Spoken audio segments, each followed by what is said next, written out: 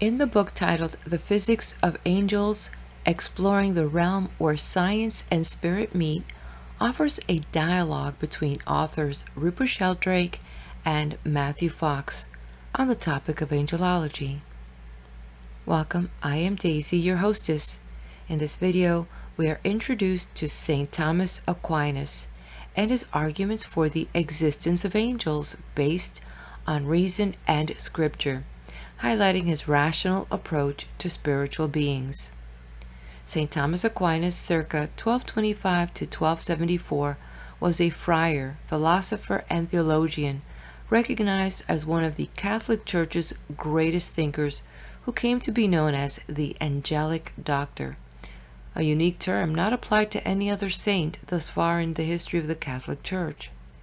Pope Benedict XVI, in a general audience in 2010, said of St. Thomas Aquinas that he was called the Doctor Angelicus perhaps because of his virtue, and in particular the sublimity of his thought and the purity of his life, referring to a story from St. Thomas's life recounted in his canonization records, where it is said that two angels came to him from heaven in response to his prayer request and bound a cord around his waist, saying, "On God's behalf, we gird you with the girdle of chastity, a girdle which no attack will ever destroy." St. Thomas's cord is said to be still in a good state of preservation.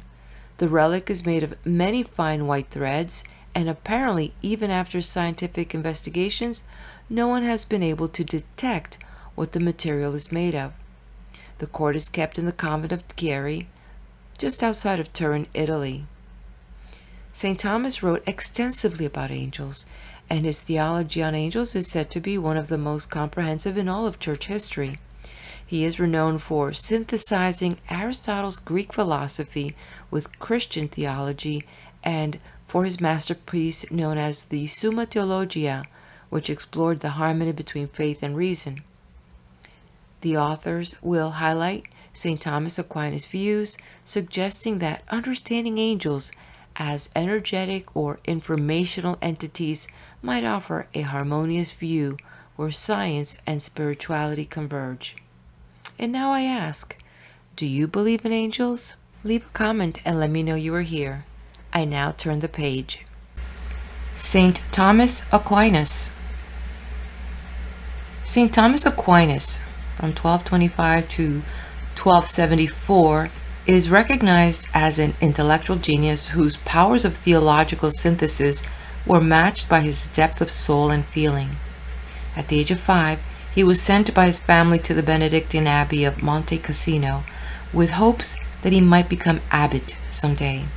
He disappointed his family when he attended the University of Naples as a teenager and expressed an interest in becoming a Dominican.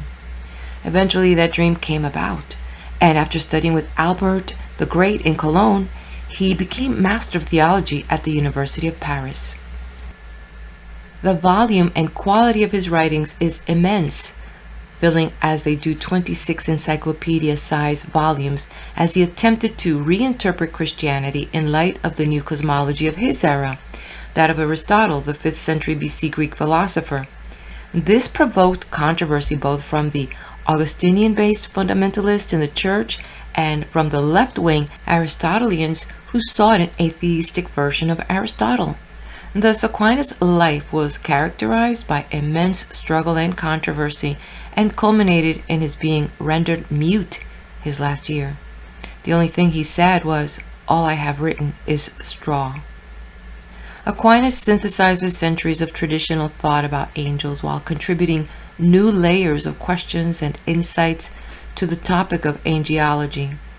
His influence on the history of theology has been very great, and one of the titles he has been given is Doctor Angelicus, or Angel Doctor.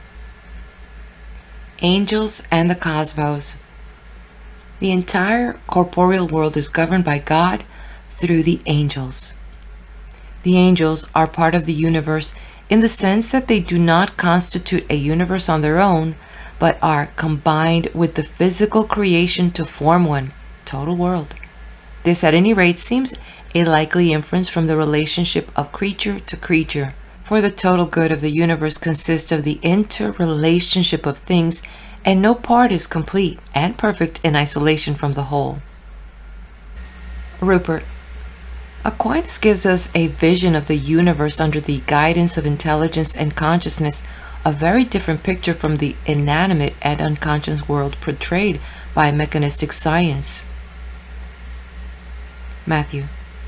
And he emphasizes the omnipresence of the angels, that angels are everywhere, wherever there's providential government to be exercised. This means that angels can be operating in small individual situations, as in the tradition of guardian angels, or in terms of nations, continents, planets, solar systems, and galactic systems. Rupert.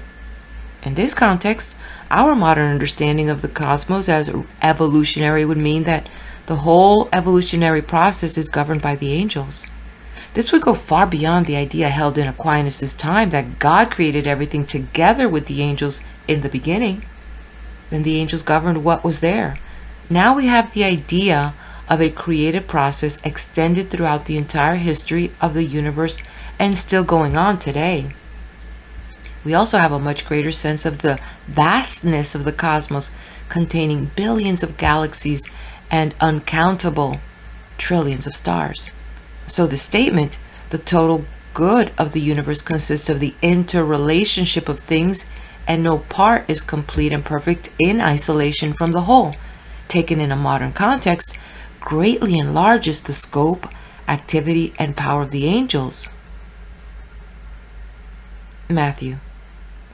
And it gives a new relevance to this wonderful statement about the interconnectivity and interrelationship throughout the universe, that angels are not out on their own, either running things or dipped in bliss, but they're part of a larger community.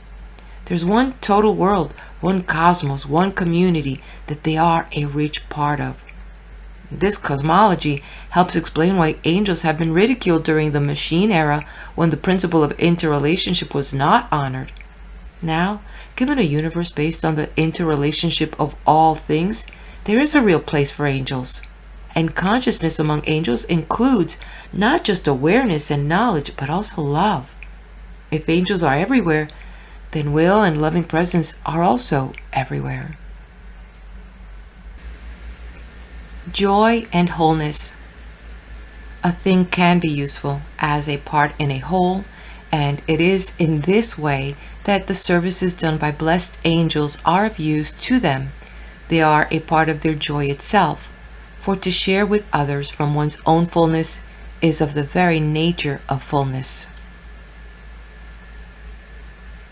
Matthew. The angels are not just busy little bees performing some kind of duty in the universe. They are involved in this amazing creative process of the unfolding of the universe, from a fireball to being 1 trillion galaxies and growing. So you can imagine how their intelligences and their creativity are challenged in carrying on this glorious work of being instruments of providence to behold and assist the unfolding of the universe in its immense complexity and simplicity. And they're taking joy in this. We too take joy at expressing order within the chaos of things, so that beauty and glory truly express themselves. To share one's joy is one of the great felicities of living. Rupert. The creative process in nature is always one of the creation of new forms, new patterns that have an inherent wholeness. The creative process involves jumps or leaps to new levels of synthesis. It doesn't give us to half a galaxy or half a sun or half an idea. Here there is a connection between wholeness and fullness, from which joy comes. Matthew. And that's exactly what Aquinas puts in this very passage. He talks about being part of the whole, and as part of the whole, the service done by the angels is of use to them and of joy to them. Cosmology and community go together. We work to be part of a whole.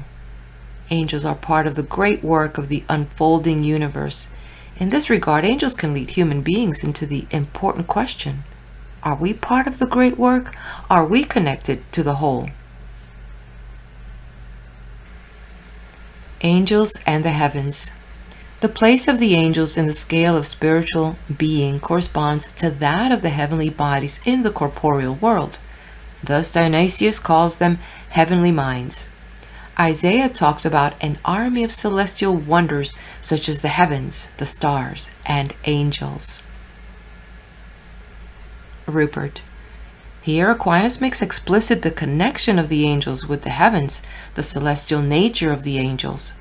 A lot of the literature and discussion of angels in recent years has been connected with guardian angels, which help us out and guide us.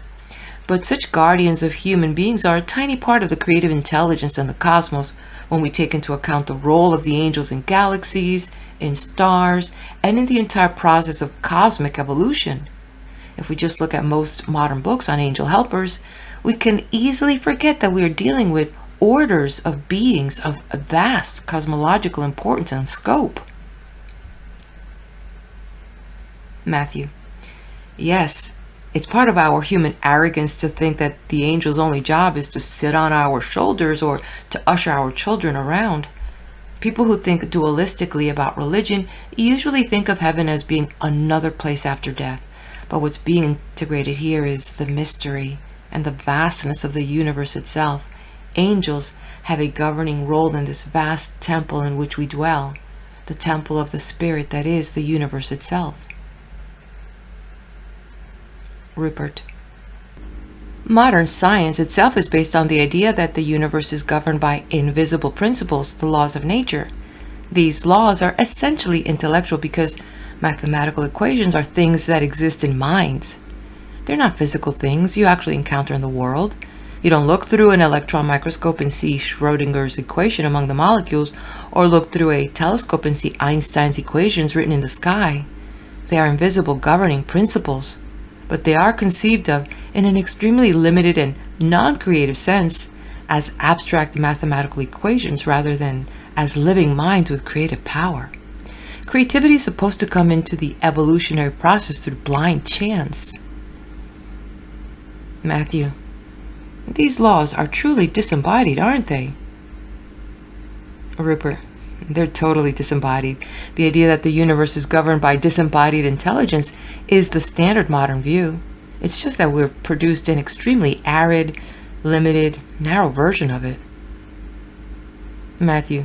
Without love and without joy. Rupert. Yes. And insofar as people believe that mathematical equations are the ultimate truth, this is a form of idolatry. It treats man-made mathematical models as the ultimate reality. In an evolving universe, it seems to me that the idea of creative intelligences throughout the cosmos makes a lot more sense than a collection of abstract mathematical equations beyond space and time, with creativity itself just a matter of chance. Angelic Intuition. This is why angels are called intellectual beings, beings who understand. For even in our case, the things we grasp immediately, we say we see intellectually. We give the name understanding to our latent habitual capacity to intuit first principles. If our human souls are endowed with an angelic abundance of intellectual light, then in the very act of intuition first principles, we would understand all their consequences. We would know by intuition all that reasoning can deduce from them. We humans have a dimness of intellectual light in our souls, but this light is at its full strength in an angel who, as Dionysius says, is a pure and brilliant mirror. Matthew. Aquinas is saying that angels are experts in intuition. They see things directly with a pure understanding that he identifies with light. This may be one reason that angels are so closely connected with light. It's the light of knowledge and truth. We have the phrase, a light goes on. We're in the dark and then a light goes on. Aquinas is saying that for angels, in effect, the light is always on. They're always seeing the basic connection between things effortlessly. He stresses elsewhere that whereas human knowledge comes as much by discursive reasoning and struggle as by intuition, angels are paragons of intuition. They must be close friends of artists and all those who are in tune with their intuition, therefore. Rupert. It's certainly true that when we talk about understanding, we can hardly avoid using the metaphor light. And it's more than a metaphor. We see things with a kind of inner light. Our mind's eye works because our minds are somehow luminous.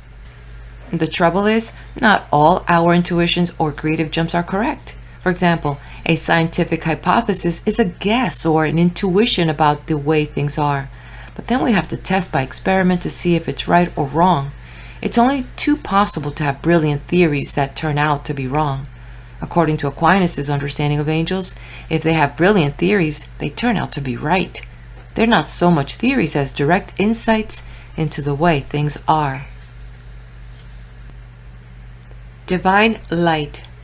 God is not unknown on account of obscurity, but on account of the abundance of brightness. For the vision of God is by its essence above the nature of any creative intellect, not only human, but even angelic. God's radiance is superb, substantial. That is, divine truth itself exceeds all boundaries and the ends of any knowledge. Matthew.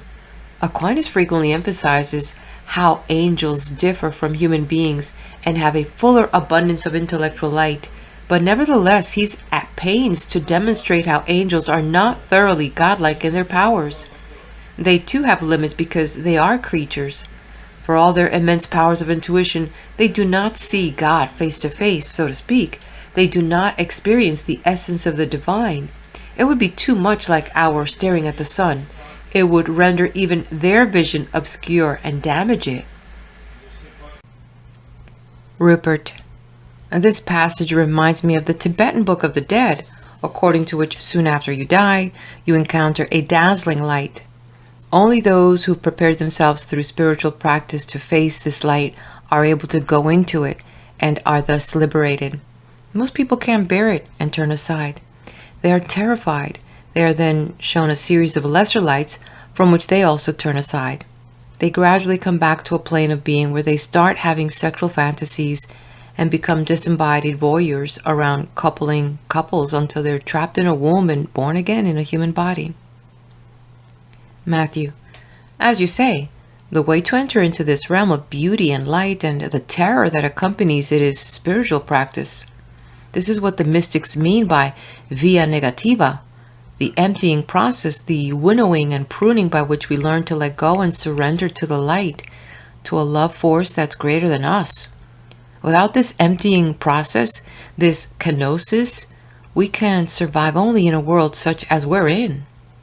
In that sense, we choose our future depending on how we have allowed ourselves to be pruned in this lifetime. Again, we're back to the dialectic of light and darkness. In the darkness, we prepare ourselves for more light. There are many ways to resist the darkness, such as addictions or denial, or just living a superficial life. If we refuse to go into the emptying process, that darkened area of the soul, then we're not going to have the capacity carved out in us to receive a fuller experience of light. Death is both a dark experience and a light experience. It's darkness because it's unknown and involves fear and mystery, but those who have in some way acquired information about what happens after death come up with light imagery.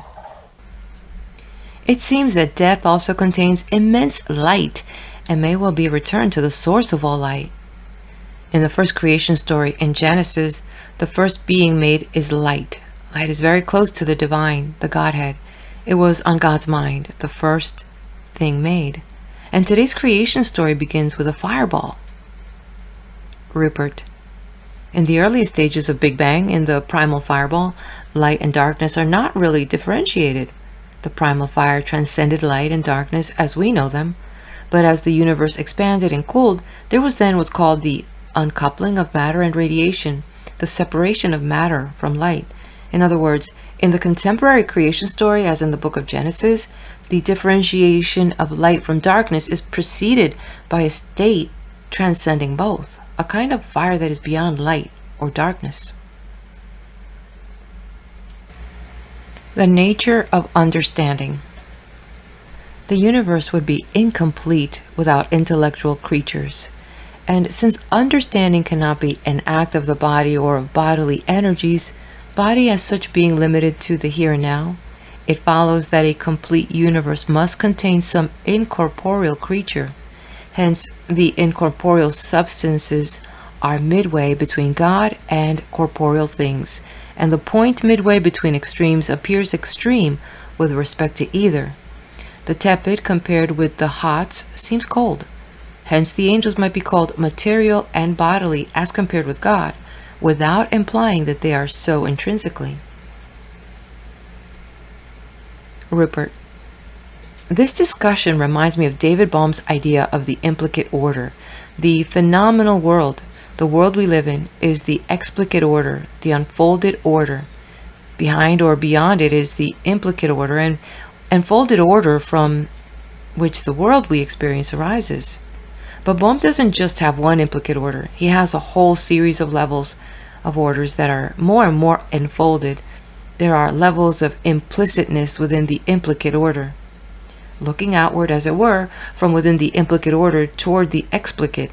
The next level looks like a body because it's on the bodily side of things. Looking inward, the more implicate level looks more like understanding, significance, or meaning. It is more like an idea. Bohm calls this double aspect of things soma significance. Matthew. I find that idea of David Bohm's exciting because it puts our thought processes in a context beyond merely human epistemology. He's talking about the cosmic relationships that we undergo as thinkers, as beings that understand, as intellectual beings. As our understanding grows, there is a gradual unfolding from implicate to explicate. Maybe it is even our task to make more explicate what is implicate. In that sense, we are contributing as a species to the self-awareness of the universe. Intellect and bodies. The activity of understanding is wholly non-material. The act of understanding is not an action of the body or of any bodily energy. Hence, to be joined to a body is not of the essence of intellectual being. Not all intellects are conjoined with bodies. There are some that exist separately, and these we call angels. Matthew. This means we human beings have company as a species with these other beings who, like us, seek understanding and have genuine intuitions about the truth of things. According to Aquinas, we are slowed down in the process by the fact that all our knowledge comes by way of sense experience and discursive reasoning, but the experience of truth itself we have in common with angels. We also have a responsibility to create, to give birth to a more explicit understanding of the world. This is a passion within us. That's why we enjoy truth. We sense that it's part of the creative process of the universe to discover some of its fundamental habits and its subtle interconnections. Rupert. This drive for, as it were, disembodied knowledge has been extremely strong in the whole history of the development of science. Descartes talked about the scientific intellect as a kind of disembodied mind, rising beyond the immediate data of the senses and capable of understanding the ultimate laws of nature. Matthew. Often I and others criticize Descartes for being the father of dualism in the West, splitting spirit and matter apart, and yet here in our conversation about angelic knowledge, we're conceding that part of Descartes would picture is something we need to pay attention to, namely that our spirit nature is capable of going beyond the particular to the universal. But we always have to get back to the particular because this is where morality happens or doesn't happen. Descartes, by so specializing on our angelic side, abstraction really ignores the bodily side and therefore the heart and the lower chakras, including moral outrage. Descartes' philosophy is useful to us to the extent that we are angel-like, but it's very dangerous to build a civilization on a philosophy based on what we have in common with angelic knowing beings. Now we're paying the price because of our flight from nature, from the earth body and our own bodies. We have an ecological crisis, much of it stemming from ignorance of our relationship to the corporeal. Rupert. Yes, Descartes was all in favor of angels. He thought he was inspired by one himself. He placed the human intellect, angels, and God in the spiritual realm, and in that respect he followed quite closely the medieval tradition, whereas Aquinas recognized a threefold division of body, soul, and spirit. Descartes made a dualism by eliminating the middle term, the soul. This left just bodies, conceived of as inanimate machines, and spirit. Matthew.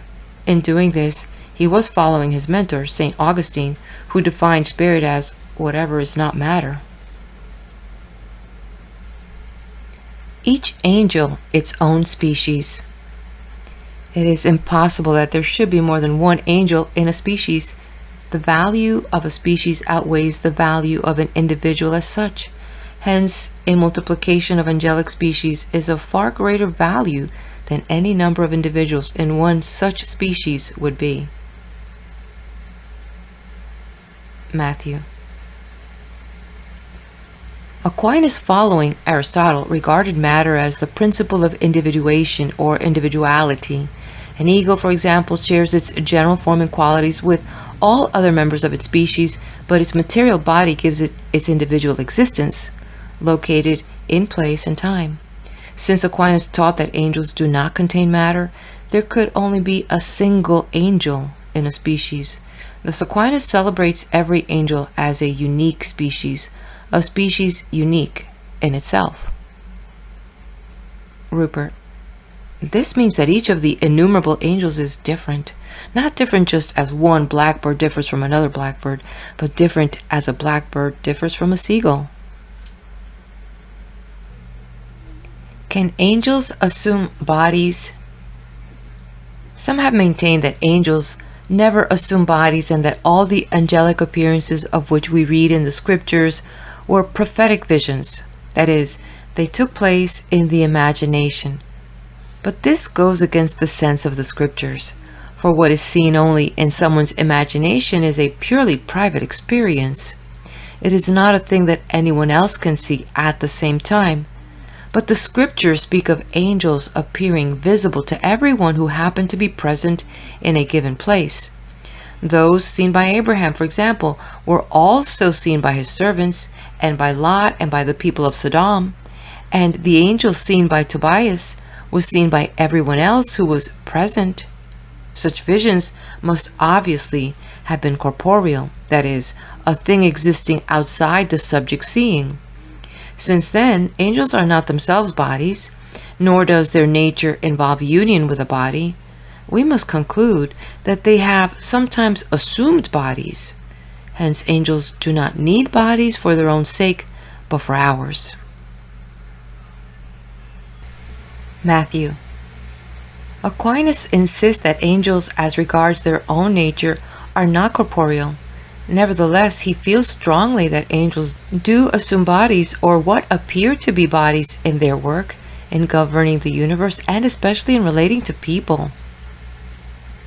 Rupert. I think it's interesting that Aquinas in this passage deals with what we think of as a modern view. If people say they see angels, these are just things in their own minds or their own imaginations. Angels do not really exist out there. Matthew.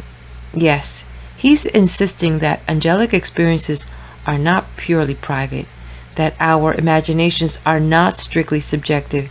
He is saying that angelic encounters are experiences of truth that can be intersubjective.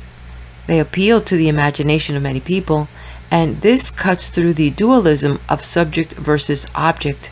When he says such visions must obviously have been corporeal, that is, of things existing outside of the subject seeing, I think that's an interesting definition of corporeal.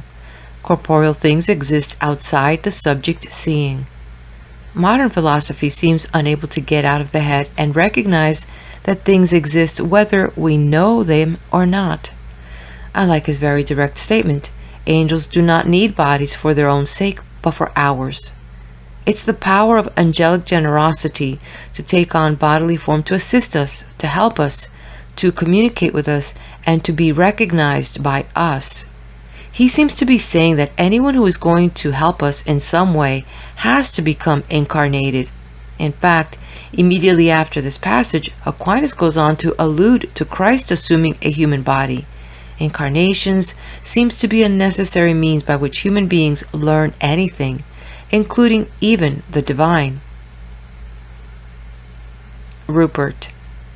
This assumption of bodies is important in two contexts. One is the appearances of guardian angels. Many recent books about encounters with guardian angels involve angels appearing in human form to help people out. The other is the portrayal of angels. If angels don't have bodily forms, you can't have pictures of them, and there are innumerable pictures of angels, including the examples in this book. Angels are, of course, often portrayed as having wings. According to Aquinas, angels don't, by their nature, need bodies, let alone wings. Nor do they need wings to move around. He's saying that they only take on a bodily appearance for our sake, and presumably they're conventionally pictured with wings to represent their ability to move quickly from place to place. Matthew. I don't recall any place in all of Aquinas' writings about angels where he ever once mentions wings, but the image of wings has an archetypal power and suggests not just movement, but soaring. That is integral to mystical experience. Wings also bring to mind the eagle and other great birds as spirit beings. They get a perspective on things by being high and also have the freedom up there to soar. That is something we yearn for. It's part of our mystical nature to soar. Artists have projected that onto their images of angels. Revelation and prophecy, the work of the angels. The Spirit works grace in people by means of the angels. The divine enlightenments and revelations are conveyed from God to humans by the angels. Now, prophetic knowledge is bestowed by divine enlightenment and revelation. Therefore, it is evident it is conveyed by the angels. Prophecy is a perfection of the intellect, in which an angel also can form an impression. Prophetic revelation, which is conveyed by the ministry of the angels, is said to be the divine revelation. Prophecy is between the angels and the people. Matthew. This is very important understanding in Aquinas about angels. The image I have when he talks about angels carrying divine enlightenments and revelations is that of bees carrying pollen from flower to flower. This idea is that angels carry prophetic revelations from prophet to prophet. In other words, new ideas. This really fits with his understanding of angelic knowledge. The angels are experts at intuition, and so are prophets. They have moral intuition. I hear him saying that angels carry messages and seeds of intuition from person to person. Maybe this is one reason that, in a time like ours when a prophetic consciousness is so needed, there's a consensus growing among different kinds of people, from scientists to theologians to poets to environmentalists and so forth. When we talk about a consensus rising or a world view arising, perhaps angels really have a role in this. After all, where do our dreams come from, and where do our intuitions come from? Prophetic revelation is a very strong term. Divine enlightenment and prophetic revelation. That these are conveyed by the ministry of angels really gives them a tremendous task to do in a time of social, intellectual, and ecological discontinuity. Such is the time we're living in. The rebirth of civilization and the hope for a renaissance rely as much on angels as on human goodwill and commitment. Rabbi Heschel says the prophet interferes, but Aquinas is saying the interference is not just emotional or rhetorical, but intellectual. Just as the struggle for justice is an intellectual thing, you can't have a struggle for justice without an intellectual life, because it's about weighing possibilities, an image we have in the archetype of the blind woman with the scales. Rupert. I think Aquinas' ideas about revelation and enlightenment through the angels are also important in restoring to us a sense of inspiration. All great art, and indeed all great creativity, are based on the idea of inspiration, breathed in from a conscious being or intelligence higher than ourselves, And this is conveyed in the classical concept of the genius, the spirit that leads or guides a person. The classical poet began with an invocation to their muse, asking her to guide and inspire them. This tradition continued in English poetry, as in Spenser's Faerie Queene and Milton's Paradise Lost. And today, if you go to a concert of classical music in South India, it starts with an invocation to Sarasvati, the goddess of wisdom and music. The idea of information coming from higher sources has recently undergone a popular revival and is only too common nowadays. We have a cacophony of channeling going on. In any New Age bookshop, there's volume after volume of channeled information. Although I love the idea of angelic inspiration, I must admit to a prejudice against all this channeling. Matthew. This is where Aquinas' treatment in this passage is so refreshing. He insists on the intellectual dimension, and the prophetic dimension is a justice dimension. These are the two dimensions that I think are often lacking in New Age channeling. For example, a lot of these channelers are busy making money on their angels. And where does it go? Who is it serving? And what is the intellectual content of this? There is such a thing as right brain excess, an approach to angel that does not include a tradition such as Aquinas represents, with its dimensions of intellectual life and prophetic life, makes for a slippery relationship with the angelic world. The real interest of the angels is to help humankind and to serve, but channeling can end up simply serving people's monetary or ego or fame needs. I too am very ill at ease with treatments of angels that do not demonstrate that the result is one of compassion for the human situation and for the earth situation. This is why Aquinas being so explicit about the prophetic role of the angels is such refreshing news. Divine silence. Angels are announcers of divine silence.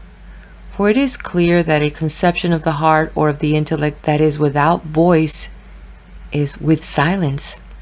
But it is through a perceptible voice that silence of the heart is proclaimed. Angels are always announcers of divine silence, but it is necessary after something is announced to someone that they understand the announcement. In addition, therefore, because we can understand by the intellect the things that are announced to us through the angels, they themselves, by the brightness of their own light, help our intellect grasp the secrets of God. Matthew. I think that's a very beautiful task that Aquinas names the angels as performing, to be announcers of divine silence. And angels not only do the announcing, but help us in understanding announcements. They touch our intellects by the brightness of their own light. I think that we have lost respect for silence. Our worlds are filled with music and television and all these intrusions on nature's silence. Silence is becoming rarer and rarer. Yet spiritual traditions have always taught that silence is one of the ways in which the heart is open and the divine speaks to us. A Quaker meeting is one example, and many kinds of meditation, from Zen Buddhism to monastic meditation, involve sitting in silence. I think this news that angel brings silence is part of our recovering a sacred cosmology. I remember Rusty Schweickart, the astronaut, talking about how it was the cosmic silence out in space that made him a mystic after having trained for years as a jet fighter pilot. People who go to the depths of the sea or scuba dive have talked to me about the awesome silence down there. Silence is clearly one of the ways into the heart, into the divine mystery. It's a very special task and a very mysterious one that Aquinas names here in this simple sentence. Angels are announcers of divine silence. Rupert. Does this mean that one way that we can contact the angels is through being silent? It would suggest that whenever we go into a silent space through meditation, insofar as that silence is divine, then the announcement of the divine presence is made through an angel. Matthew. That's right. Angels are present. Silence is like a vacuum that sucks angels in. They can't resist sacred silence, but we don't always approach silence through meditation, though that's the obvious route. My experience is that whenever there's an experience of awe, there's an experience of silence as well. In doing ritual, for example, which may not be a silent ritual, when you're doing good prayer, it always raises silence. If that's true, then it's also true that good prayer raises the angels and makes present the angels. Rupert. But it's a very paradoxical statement about angels as announcers of divine silence, because to announce usually involves sound. Matthew. Yes, now and again Aquinas has these kinds of statements that really awaken us. I think he's deliberately being paradoxical to announce divine silence. Rupert. For it is clear that a conception of the heart or of the intellect that is without voice is with silence. Matthew. I think that is referring to the nature of the angels, that they do not have voice. This makes angels especially adept at silence. Remember, they learn through intuition, and when you think about it, isn't intuition in some ways a nonverbal thing? In that sense, it's a more direct link to both the heart and the mind. Rupert. Would that mean then that the kind of communication they have with us is more like telepathy than regular hearing? Matthew. Yes, I think he is implying that, or that they even ride in our intentions and our dreams. When you're dreaming, you're silent, and I think angels are attracted and allured by that. Rupert. But it is through a perceptible voice that silence of the heart is proclaimed. Is he saying that to proclaim what we find in the silence of the heart, we have to use our voices? Matthew. Yes, we proclaim and we praise, and that's essentially what we have voices for, to proclaim the mystery and what we've learned in the silence of our hearts. Rupert. I still don't see how this fits with the traditional view of the choirs of angels singing holy, holy, holy. Matthew. That's a good point, but it's both, and what makes artists speak out is the depth of silence they've experienced before. In other words, they have something to say that reaches the depth of mystery. They're not just making noise, it's coming out of a true silence. All prayer has to come out of a deep silence of some kind, and that includes angelic prayer. It's in the silence that we gather our truth and the emptying takes place. It's the via negativa that precedes the via creativa. That emptying allows the spirit to enter. And another word for the spirits is angels. Poet M.C. Richards will ask, in the beginning was the Word, but what preceded the Word? Her answer is silence. The authentic word comes out of silence. Working with angels. We do the works that are of God along with the holy angels. Matthew. To me, this is a statement of our being co-workers with God, and how being a co-worker with God also means we are co-workers with the angels. To do our godly work, we have invisible helpers, the angels. This is good news. I think we need all the help we can get for the spiritual work we need to do today. There are experiences one has in dreams and intuitions and insights, and even in defense and healing, that are more readily explained by angelic presence than by any other cause. Rupert. But for the last 200 or 300 years, many people, including Christians, have not taken angels very seriously. They've been regarded as relics of a bygone age, as mythical beings with wings. Yet, if angels are real, in whatever sense they're real, they've been there all along, and they've been helping people all along, or in the case of bad angels, hindering them. How much do you think that working with the angels requires a conscious acknowledgement of them, or even an invocation of the angels? If they've been helping all along, even though people haven't been aware of them, then it means they can work with a very low profile and also in a way that doesn't seem to require people to say please and thank you. They just do it anyway. But how much more might they help if we do acknowledge their presence, and how should we acknowledge their presence and call on their help? Matthew: that's a very good question and a practical one. One point that Aquinas keeps coming back to is that, after all, we are conscious beings ourselves. Angels do not interfere with our choices or with our mysteries, the secrets of our hearts. Therefore, it would seem to me that it's very important that we call on them. Otherwise, their work is relegated to external affairs. The real work we have to do is in terms of imagination, creativity, intuition, birthing new forms of everything from politics to education.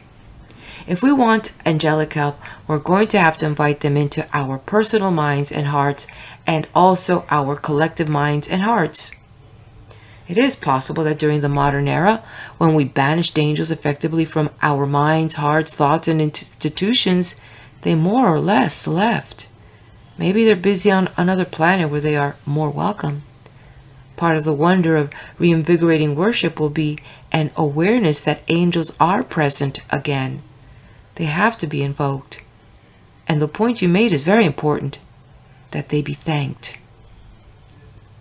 Rupert: this would give a more than usual significance to the feast of St. Michael and all angels on 29 September, the day in the liturgical calendar when they are most fully acknowledged, even though many of those who acknowledge them are puzzled as to what they are doing.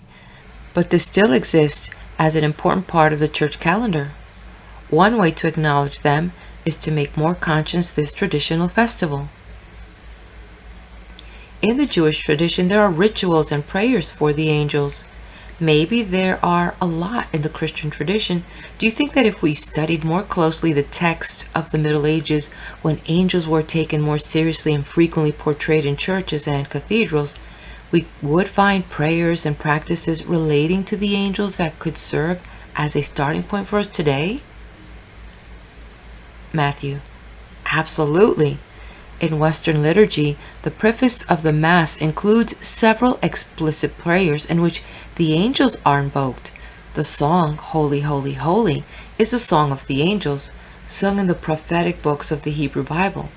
So the angels are really present in every Eucharistic Mass, provided we pray in a cosmological setting. But as you say, we've been numbed to this, and during the last few centuries perhaps, it hasn't meant that much. In fact, perhaps we've been embarrassed by it.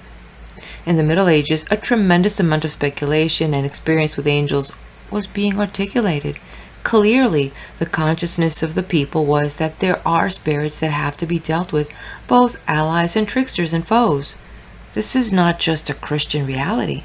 It's a reality of the native people in America, certainly, and as far as we can tell, among all peoples. It's part of a deep ecumenism of our time, returning to an awareness of praying with the angels and having the good angels assist us and standing up to the bad angels. This is part of the pilgrimage we're making together as a species into our deepest spiritual wells and traditions. Deep ecumenism requires an awakening to the powers of the spirits and angels, and the angels will awaken us. How are angels localized? An angel is in a place by a power contact.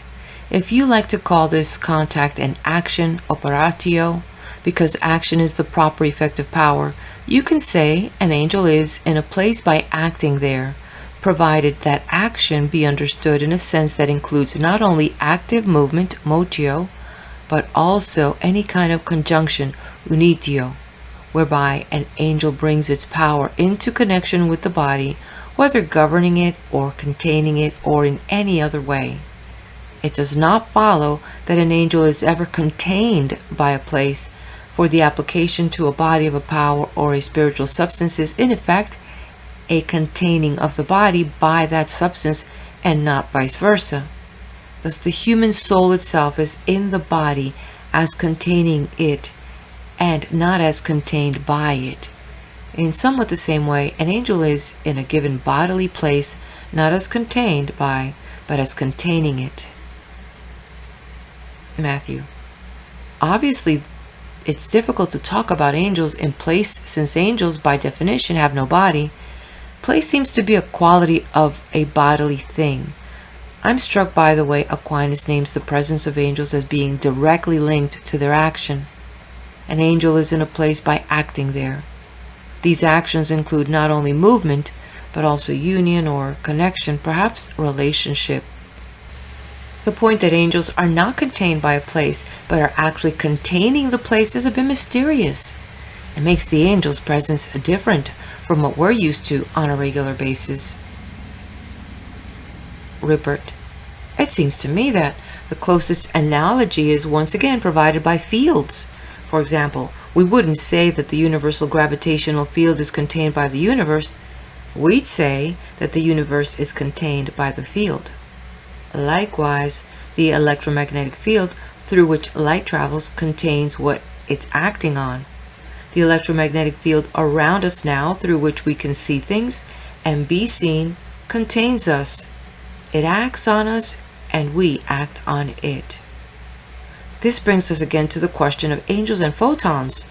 A photon is a quantum of action. Photons are localized through their action, just as Aquinas says angels are. There is a further similarity in that a photon is not material in the normal sense of the word. The photon has no mass. In other words, it's not really a body, it's incorporeal. So I think that science provides us with important metaphors or parallels to the idea of angels as immaterial and disembodied, but capable of containing bodies and being present through their action. In fact, that's what quantum theory is all about. Matthew. Can you call a field a place? Rupert. You can't call a field a place. You can say that a field has a place in which it acts, and fields have a certain localization. But if you talk about a field that contains an electron, for example, there's a sense in which the electron field is spread out with a decreasing probability over an infinite distance. Fields don't have rigid boundaries. A magnetic field around a magnet does not have sharp edges. It spreads out with diminishing power indefinitely. The gravitational field of the Earth keeps the moon in its orbit and influences the sun and planets. It also has an influence on distant stars and galaxies, but so small as to be negligible. Matthew. I think it's amazing that these analogies exist between Aquinas' thinking and imagination and today's scientific thinking and imagination. It's fascinating that Aquinas' mind, when thinking about angels, got into the kinds of relationship that today's science is also playing with. Angels and photons. There we have it.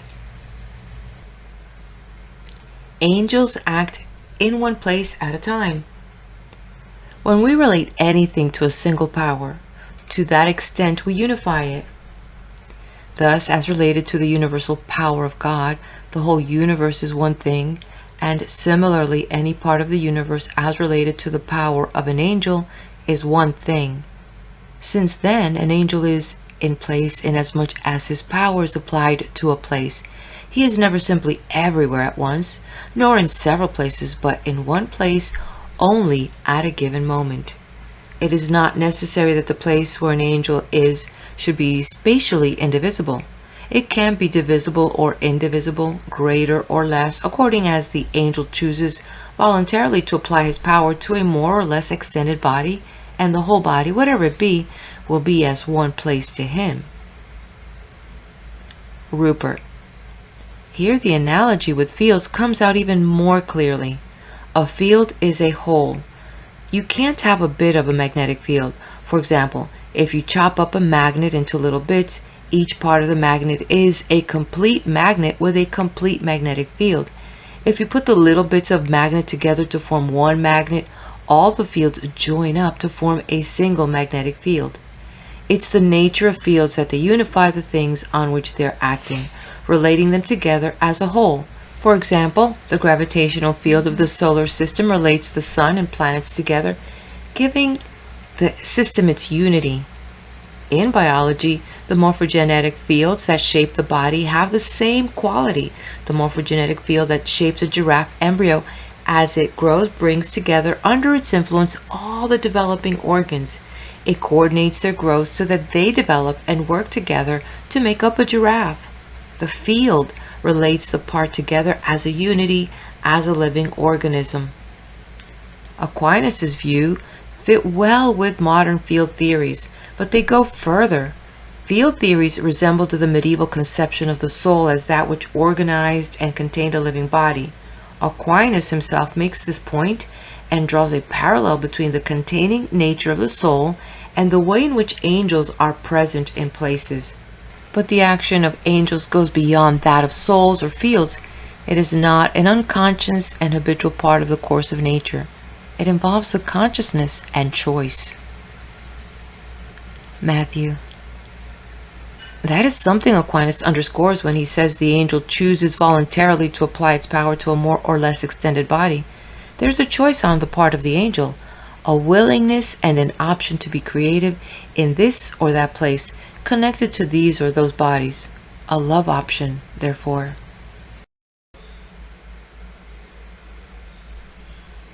Angelic love. The will of angels is by nature loving. Angels cannot help loving by force of nature. Matthew. I think it's important that we're not just dealing with knowing beings, but loving beings. Angelic powers are not neutral. Einstein said that the most important question you can ask in life is this: is the universe friendly or not? Aquinas is saying that these angelic beings that are governing the universe are loving beings. We don't tend to look on fields as necessarily loving. They play out their role in the universe, which is sustaining and making things possible. But here we have beings that are also nurturing, caring, and loving. Here we have a confirmation that the interconnectivity in the universe is not just impersonal, but depends on compassionate beings that love and care. Rupert. I think that's an important addition. The gravitational field unifies the whole universe. Like love, it is unifying by its nature. But we usually think of gravitational attraction as a completely unconscious process. To introduce this element of consciousness goes far beyond the field concept of contemporary science. Matthew. And we have metaphors connecting gravity and love. For example, falling in love.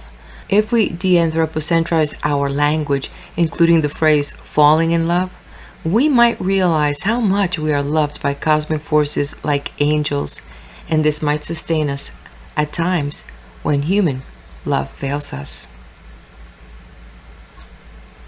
Can several angels be in the same place at once?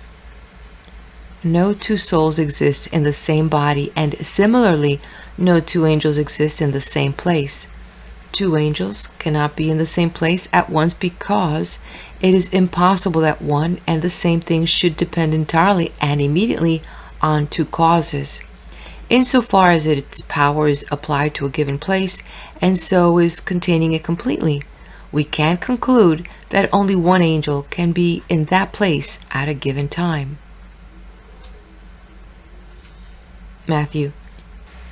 This question is as close as Aquinas gets to the oft-repeated caricature of scholastic angeliology, where we've been told they spent years arguing over how many angels could dance on the head of a pin. Rupert. How did this caricature come into being? Matthew. I have never in my rather extensive reading of medieval literature and theology ever seen the question raised, much less dwelled on. I think the rationalist historians and philosophers of the last few centuries found it necessary to put down the Middle Ages. In fact, a lot of people have been raised to believe the Middle Ages were the Dark Ages entirely. But this is hard to believe if you visit Chartres Cathedral or the many other great cathedrals from that age. Obviously, they knew a lot about engineering, to say nothing of stained glass and cosmology and how to connect religion to cosmos and spirit. Rupert.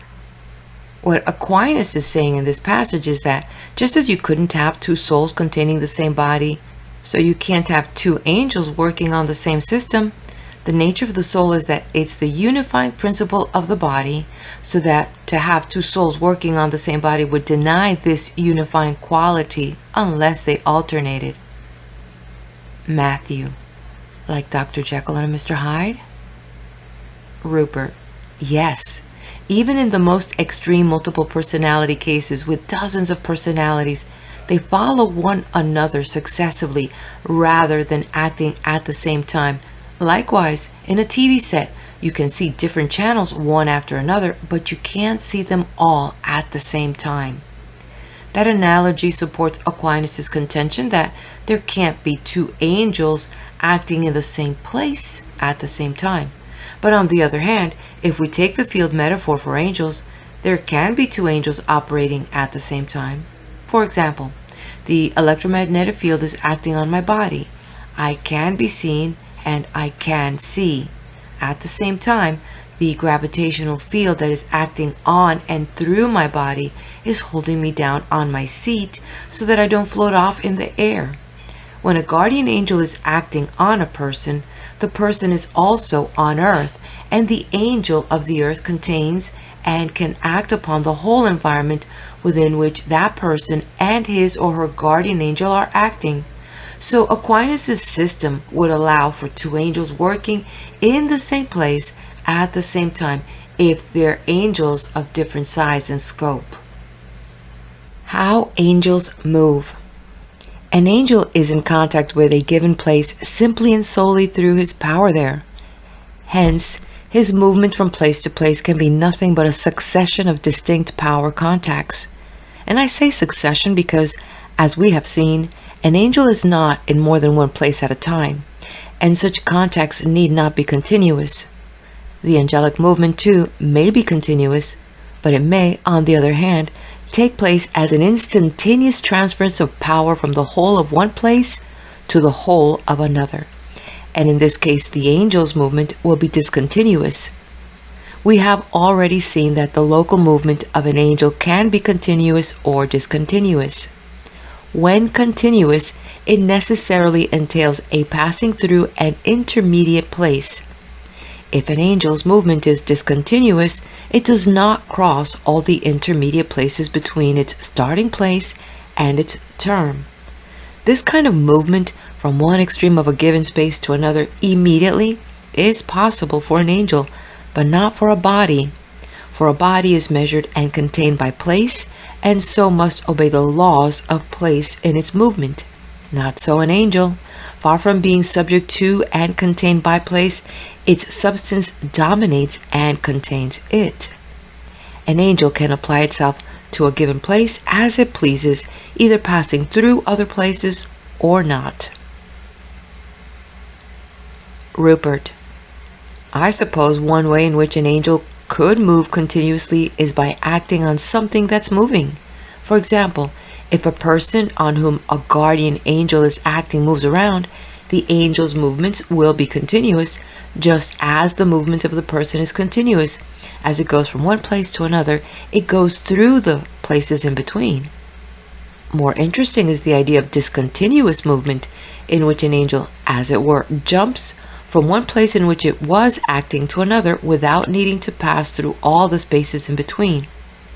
In quantum theory, in between one action and another, an entity such as a photon or electron exists as a wave function.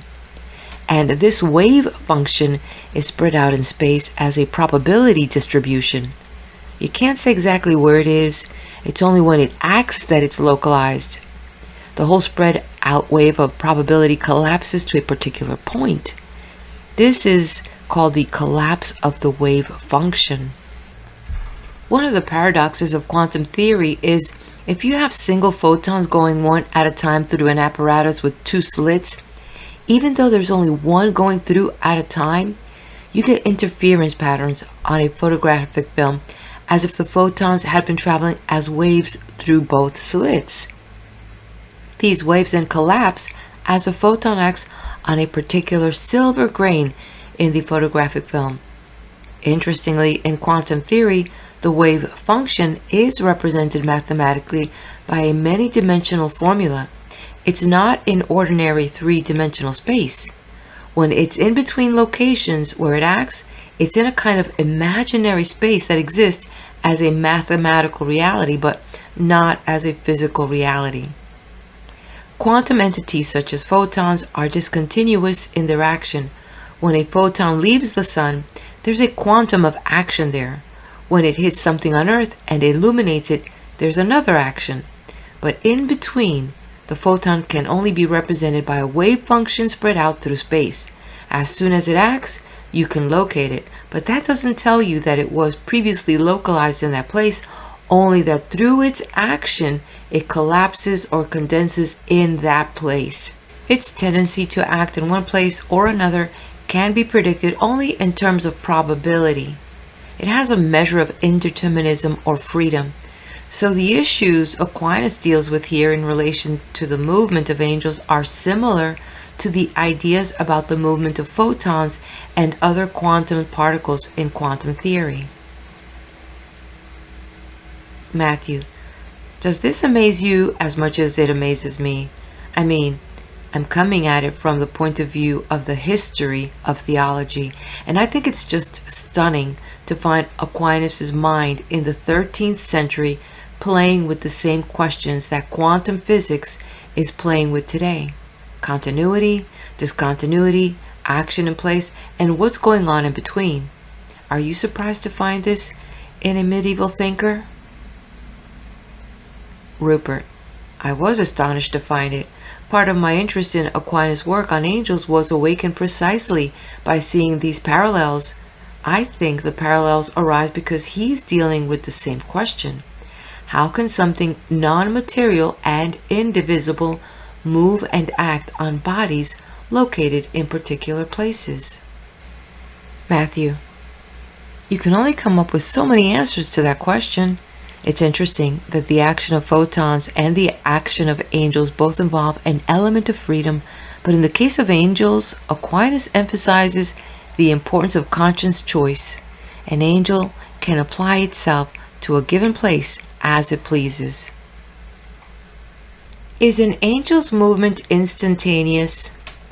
An angel can move in discontinuous time. He can be now here and now there with no time interval in between.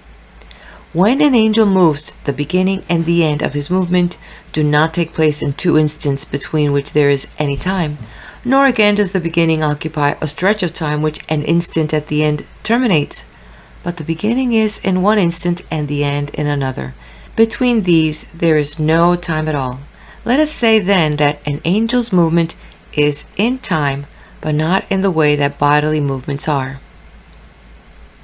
Matthew, if I'm not mistaken, Rupert, this is what first got you excited about angels and photons, the idea that time does not elapse when angels relocate. Doesn't that come very close to what we think about photons too? Rupert, yes, a photon can be in one place at one instant, say when light leaves the sun, then it can be at another place at another instant, as when the light from the sun hits something on the earth and lights it up. It's about 8 minutes in the normal measure of time between those instants, so we can assign a speed to light.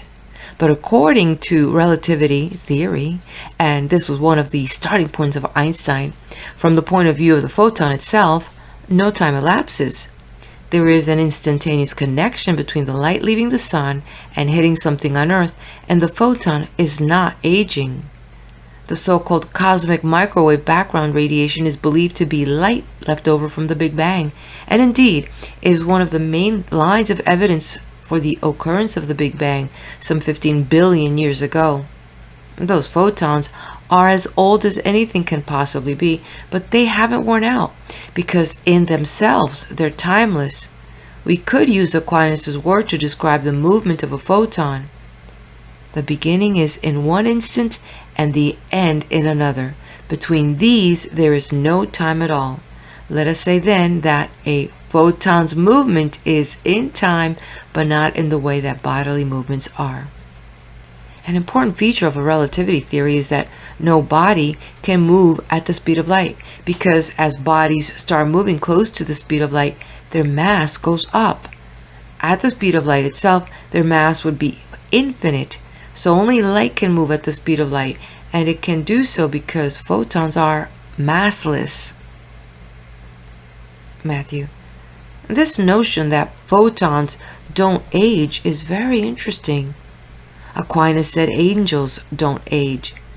This may provide some limited justification for the picturing, especially popular in the Baroque period, of angels as babies. You don't have the problem of the negative senex or the exhausted angel. That's a human problem because we're connected to mass and body. Another way to put it is that the angels are in the eternal now. If no passage of time takes place in them when they move, they're not beset by the onslaught of past and future. They always exist in the now. This makes them preeminent mystics because the mystic in us also lives in the now. Rupert. And photons exist in an eternal now. It is interesting that angels are often described as beings of light. The connection between light and angels has been made from the earliest times. It is not just a coincidence that we find remarkable parallels between angels and the nature of light. Matthew. We talk about a photon as both a particle and a wave. Maybe there's a hint here as regards angels, that at times their operation is more like a wave and at times their presence is more like a particle. Rupert. The wave of the photon has to do with non-localized nature and its movement. The particle aspect has to do with its localized action. Insofar as angels act in particular places, they are like particles. Insofar as they are disembodied and mobile, they are like waves, vibrations, and fields. Imagination. Intellect in us is agent and potential because of its relation to the imagination or to the phantasms. Forms in the imagination are related to the potential intellect as colors to the sense of sight, but to the agent as colors to light. Now there is no imagination in angels, hence no reason to divide their intellect in this way. Matthew. Aquinas here takes up the subject of human imagination. He uses the medieval distinction between the potential intellect and the agent or active intellect. The potential intellect involves an awareness of ideas and concepts. The active intellect renders intelligible sensory impressions we receive from the material world. Together they signify what we mean by creativity or imagination. He asks whether angels also have imagination and concludes that they do not. Our imagination links us to sensory knowledge, and angels do not have sensory knowledge. For Aquinas, imagination is halfway between sensory knowledge and spiritual knowledge.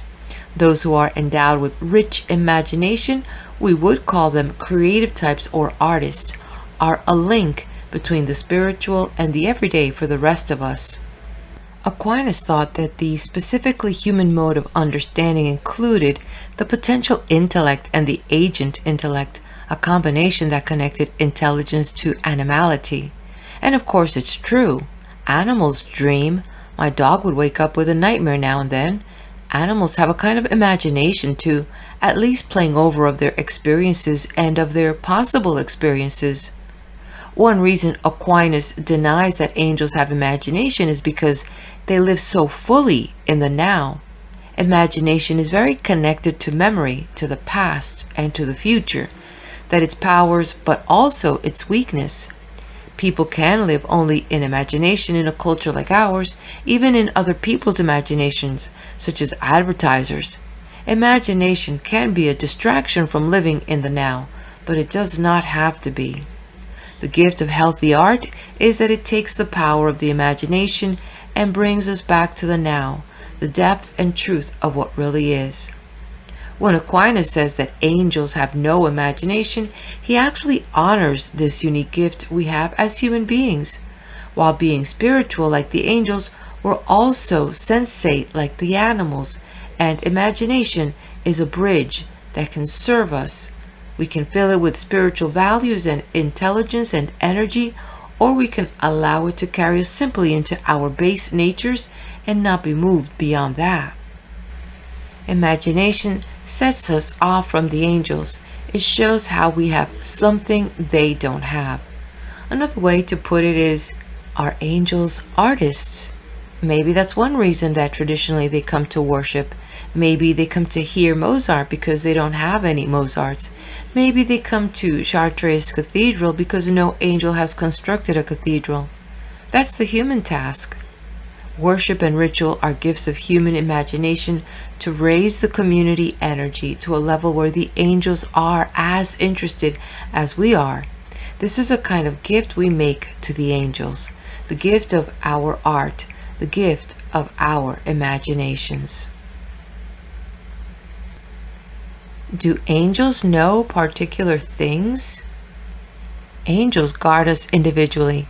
According to the words of the psalm, He has given His angels charge over thee.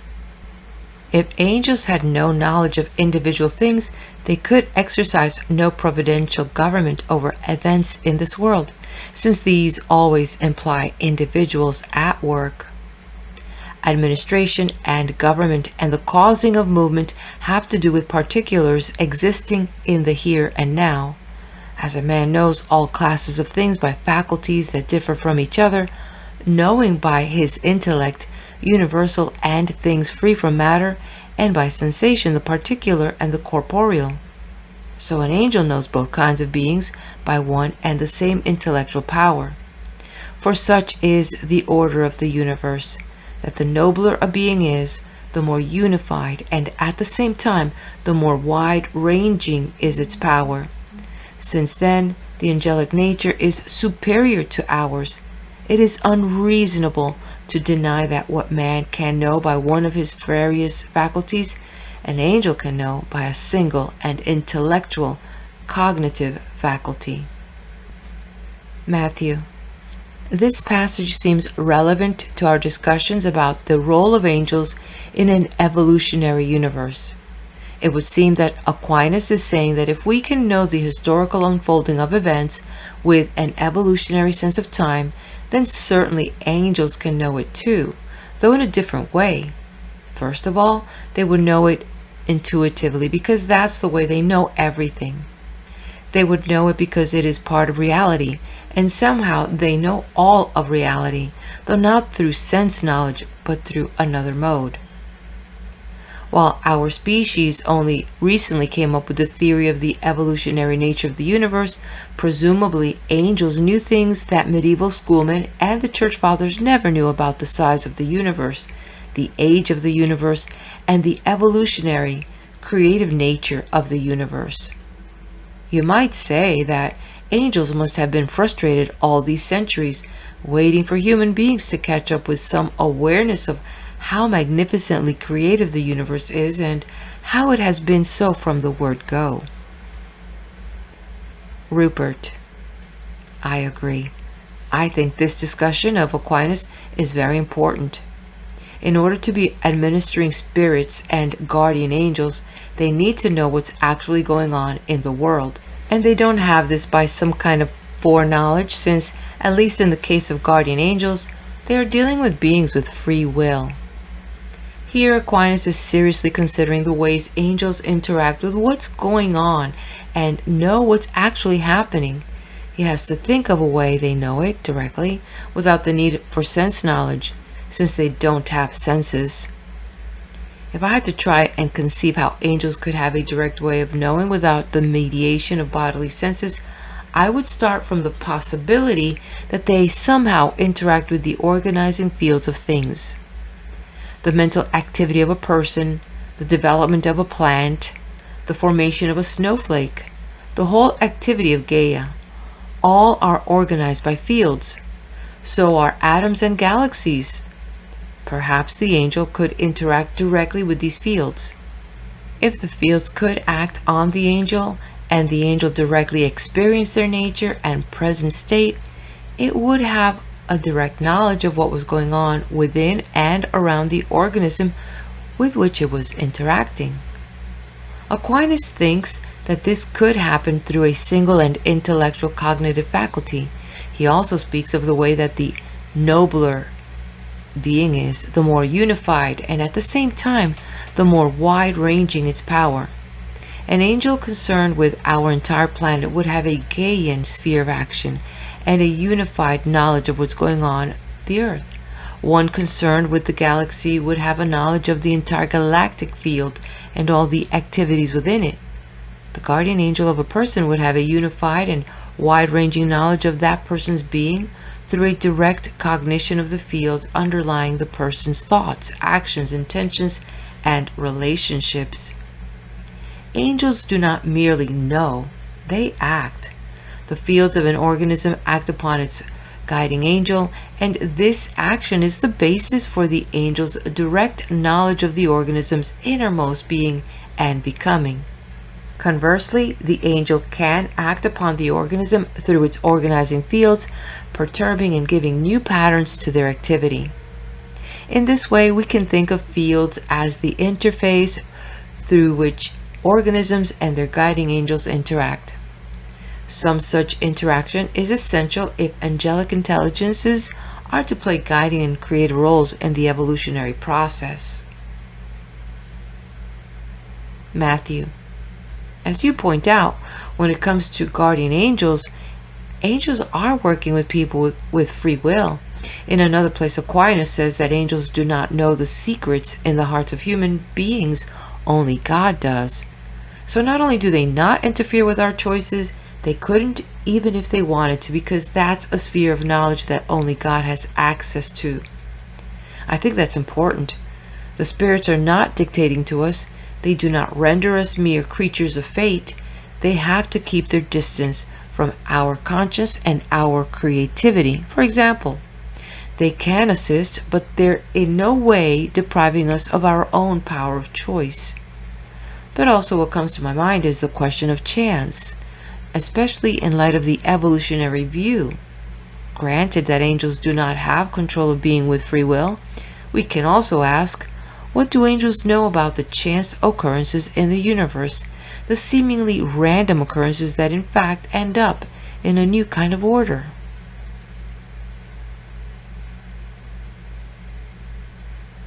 Do angels know the future? The future can be known in two ways. First, in its causes, and so future things which come necessarily from their causes can be known with certainty, as that the sun will rise tomorrow. Other things that come from their causes, in most cases, are not foreknowable with certainty, but with a measure of probability, as when a doctor forms an opinion on the future health of a patient, and this kind of foreknowledge is found in the angels, and at a higher degree than in man, because they know the causes of things more extensively and more thoroughly than we do. As a doctor can pronounce more surely on the future course of an ailment, and more clearly he sees into its causes. As for events which come from their causes on only relatively few occasions, casual and chance events, these cannot be known beforehand at all. By no created mind can the future be known as it is in itself. The angelic mind has its own sort of time arising from the succession of conceptions occurring in intelligence, so that Augustine can say, God moves the spiritual creature through time. And because of this succession in the angelic mind, not all that happens through the whole course of a time can be simultaneously present to it. Things existing in the present have a nature by which they resemble the ideas in an angel's mind, so that through these ideas they can become known to him. But what is yet to be has not yet got a nature through which to resemble those ideas, hence it cannot be known through them.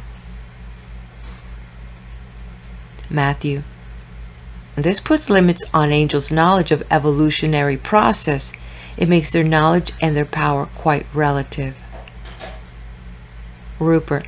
Also, the idea that there's time in angelic minds helps us to see how angels can be involved in evolution. If they had timeless Platonic minds, there's no way they could be involved in end-evolving cosmos. But if they know what's happening in the world by interacting with the things under their sphere of influence, and they have a succession of understandings, this is a basis for development or evolution in angelic minds. And through their evolving consciousness, they play a creative part in the evolutionary process. Matthew: that's an exciting idea. Even angels evolve. Although they are spiritual beings, their minds are evolving.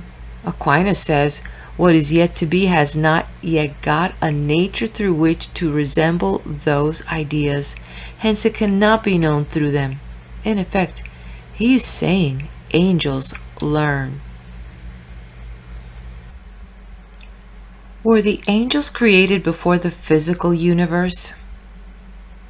Were the angels created before the physical universe? On this point, the writings of the Church Fathers show two opinions. But the more probable one is that the angels and corporeal creatures were created simultaneously. It seems unlikely that God, whose works are perfect, as we read in Deuteronomy, should have created the angels on their own before the rest of creation. However, the contrary view should not be called an error. The Greek Fathers all held that the angels were created before the corporeal universe. If the angels were made before the universe of bodies, then in the text of Genesis, in the beginning God created heaven and earth, the words in the beginning must be interpreted as in the Son or in the beginning of time, but not as in the beginning before which nothing existed, unless this to be referred exclusively to corporeal things. Rupert: it seems that Aquinas thought that the angels were created along with the physical universe because all creation hung together and was interrelated. The angels have a role to play in relation to corporeal things, not on their own. Hence, they were not a separate creation prior to the physical universe. That makes sense to me. The intelligences or ministering spirits that organize corporeal things come into being with them. In an evolutionary universe, that would mean that as new things come into being, the angels that guide them come into being together with them. New angels would arise as galaxies appear, and as new stars, planets, species of plants and animals, and human societies come into being. We now have a much better extended view of creation than Aquinas did, or indeed anyone else did until the cosmological revolution of the 1960s. This would give us a much more extended view of the creation of angels.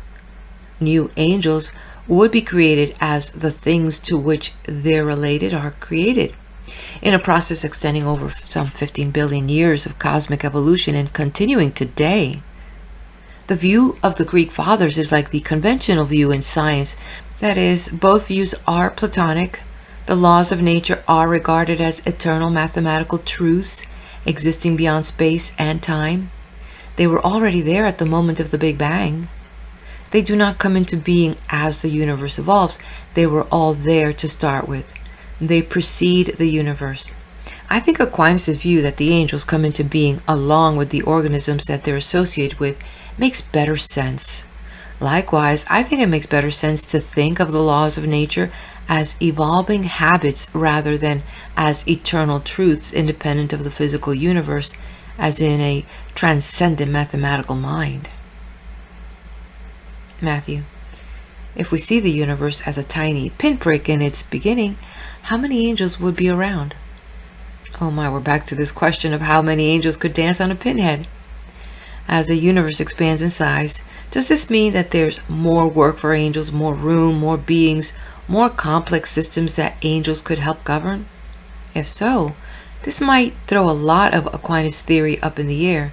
His idea was that angels were created and then made their choice for good or evil, and nothing much has changed in the angelic realm since then, in terms of the quality of the work the angels do.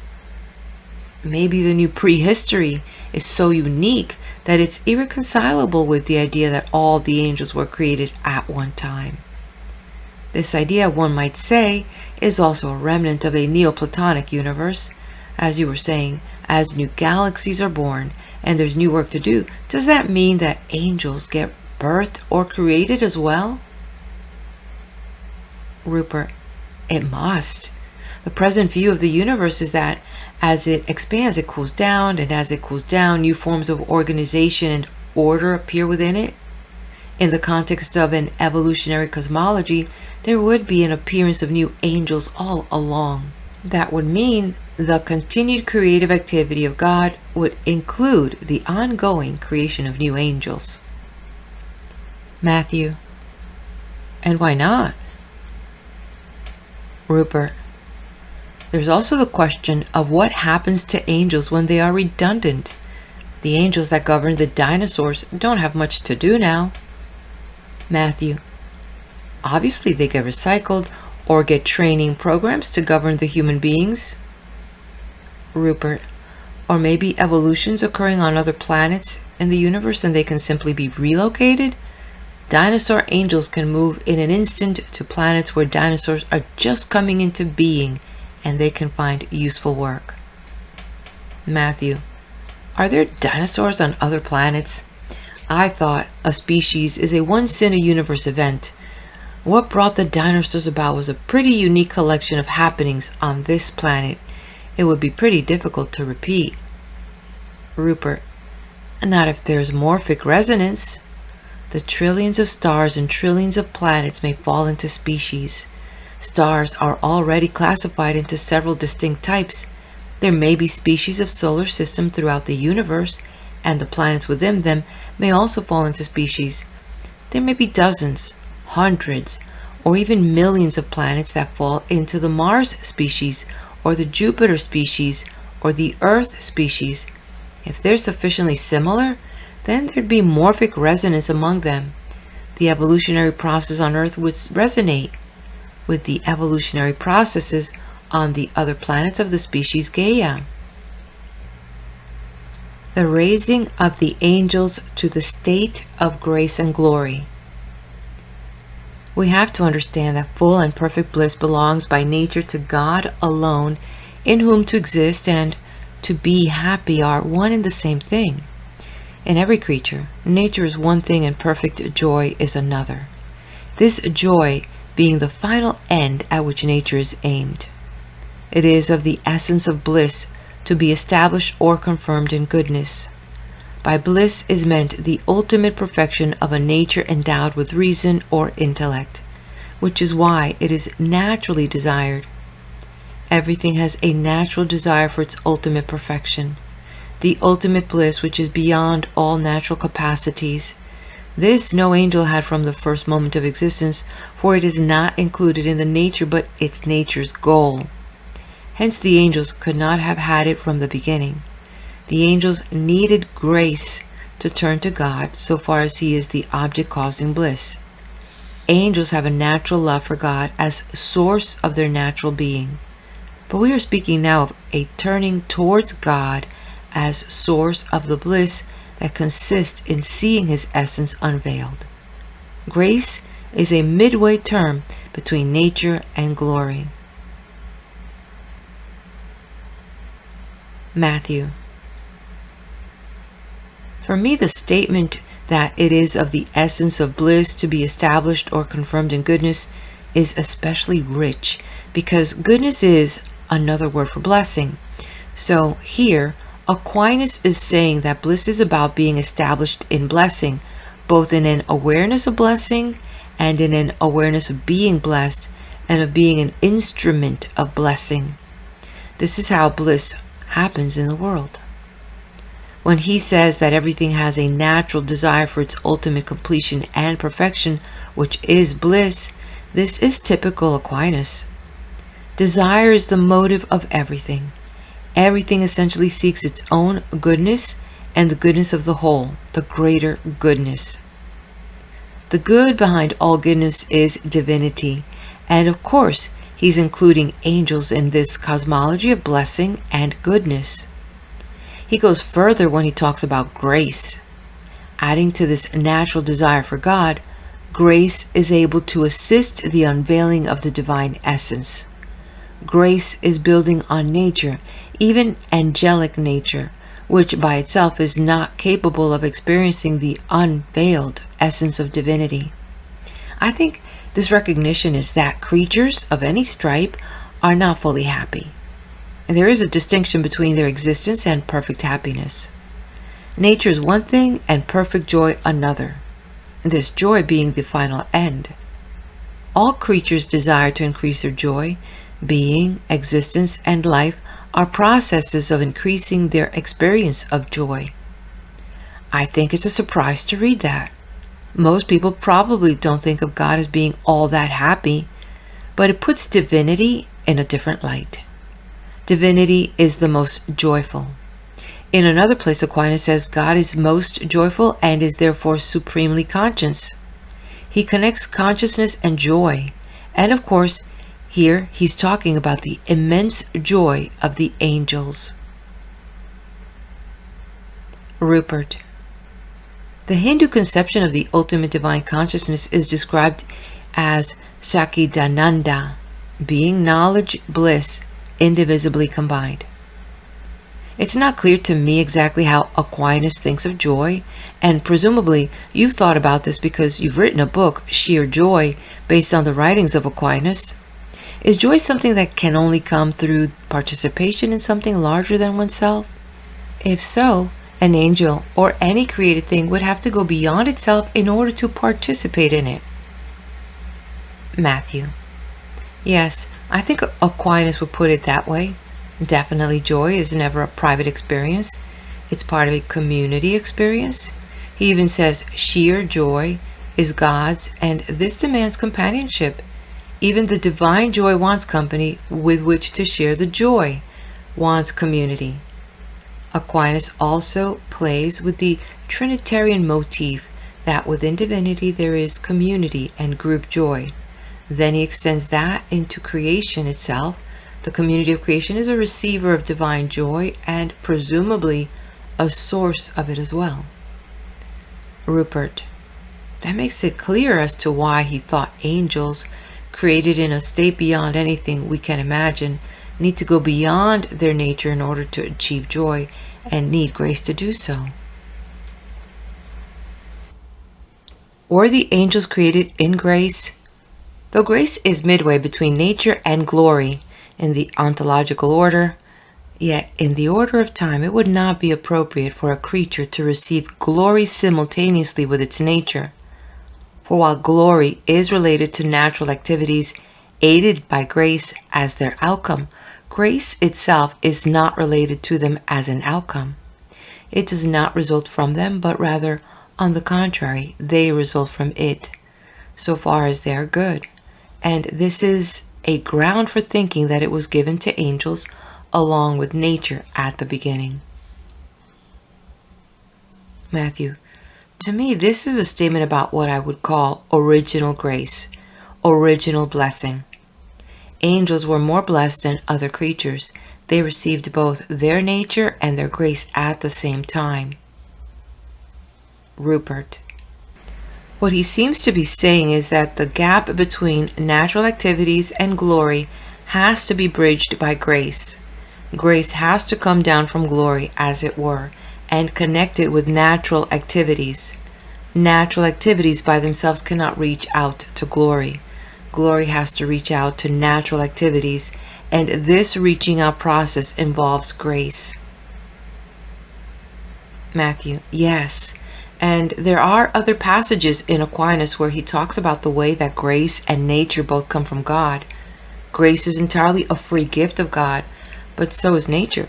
He's very careful not to create a dualism between nature and grace, as if nature is inferior and grace is to be set apart from nature. He is moving away from St. Augustine's separation of nature and grace, but he's not willing to be too explicit about it. Master Eckhart, who came into the next generation and stood on Aquinas' shoulder, had the courage and directness to say, nature is grace.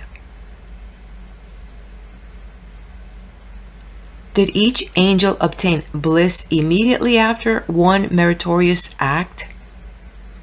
Each angel obtained bliss immediately after meriting it with his first act of charity.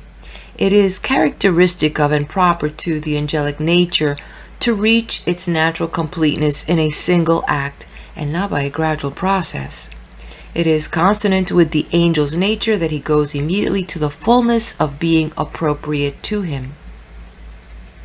Matthew.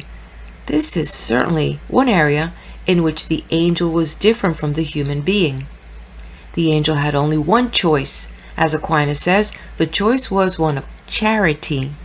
Those angels that we know as good angels made that choice, and from that moment on their nature was completed by grace and bliss. So they experienced its fullness all their lives long. This helps explain why they're filled with light and radiance, doxa, glory, and why encountering them awakens happiness in human beings. Rupert. Aquinas elsewhere speaks about a succession of states in an angel. Here, it seems the first step they take is an act of charity that through grace links them to the source of bliss or joy. Thereafter, they remain in that state, but they can still change their knowledge according to what happens and have a succession of states of mind in time. Presumably, all those would be illuminated by bliss once they've made this first choice, and they would therefore communicate this bliss. Is it only by pride and envy that angels can sin?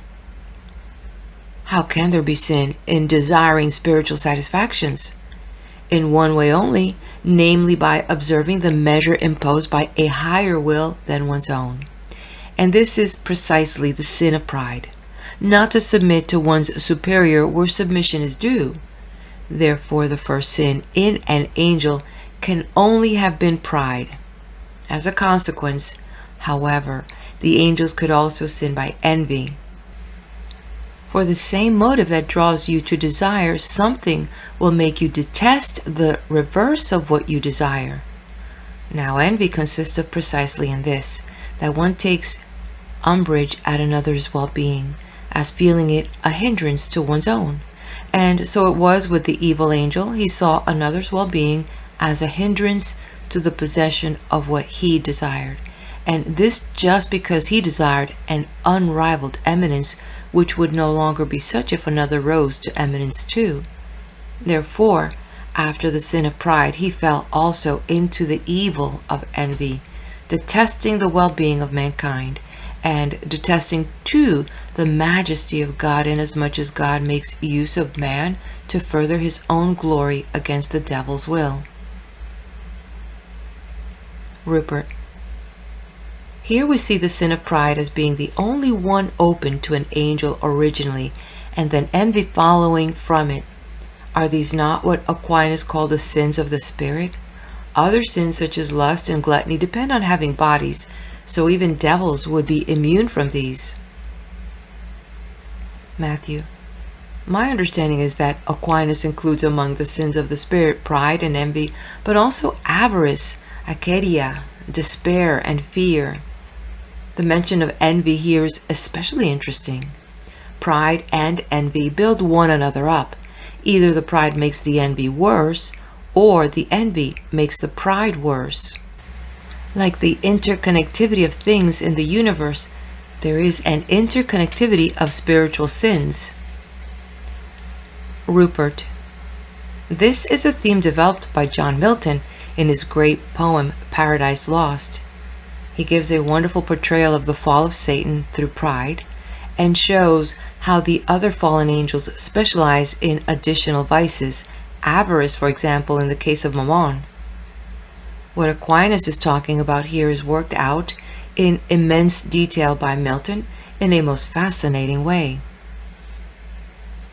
Matthew.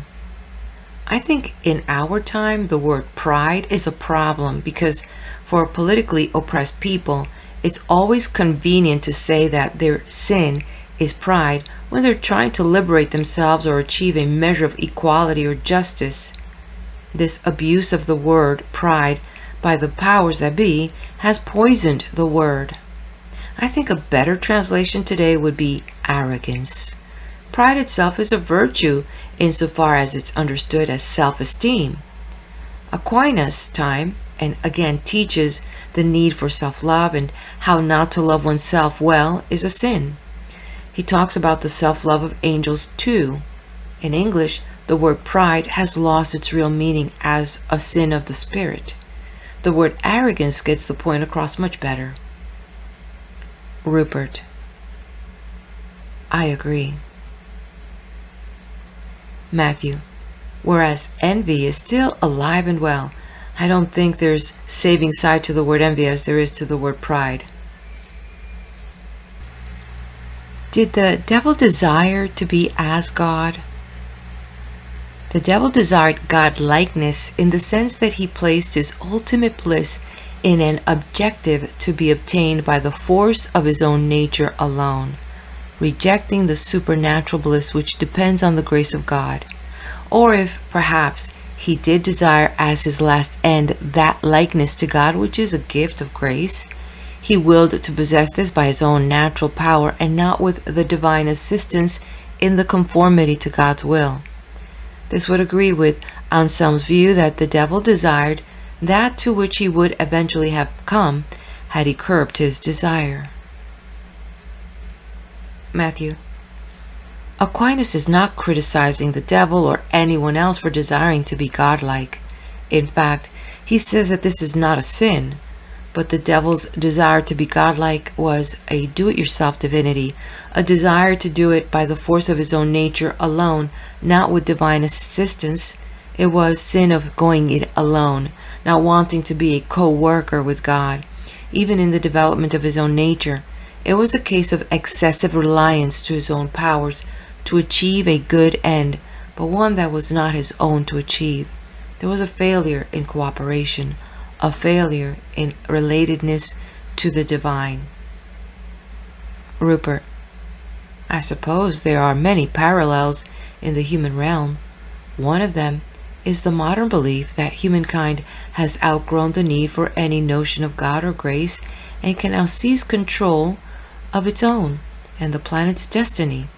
This has been the vision of secular humanism and underlies the ideology of progress through science and technology. We're now seeing the bad sides of progress, and faith in secular humanism is fading fast. It's now very difficult to believe that human reason alone, together with science and technology, can solve all the problems that confront us and bring about a brighter, better future on Earth. The evidence seems to be against it. The fullest embodiment of the belief that we can rely on our efforts alone was communism, whose ideology was based on the rational human control of everything, including human society, the economy, and nature. Materialism in its capitalist form involves a similar faith, although instead of everything being controlled by human planning, there is the belief that the market will bring it all about. Faith is put not in God, but in the market, in Mammon. Matthew: having come of age in the modern era, both systems share a belief in mechanism. Somehow, if you get the mechanics off the capitalism right, or the mechanics of the communist system right, the machine will be self-oiling and will run successfully to everyone's advantage. Clearly, this has not happened. In some ways, that whole idea of mechanism comes close to Aquinas' naming of the devil's sin. If for the force of his own nature alone, his own natural power, you substitute the force of the machine alone, the machine's own power, that translates into the ideas of the marketplace and of communist bureaucracy.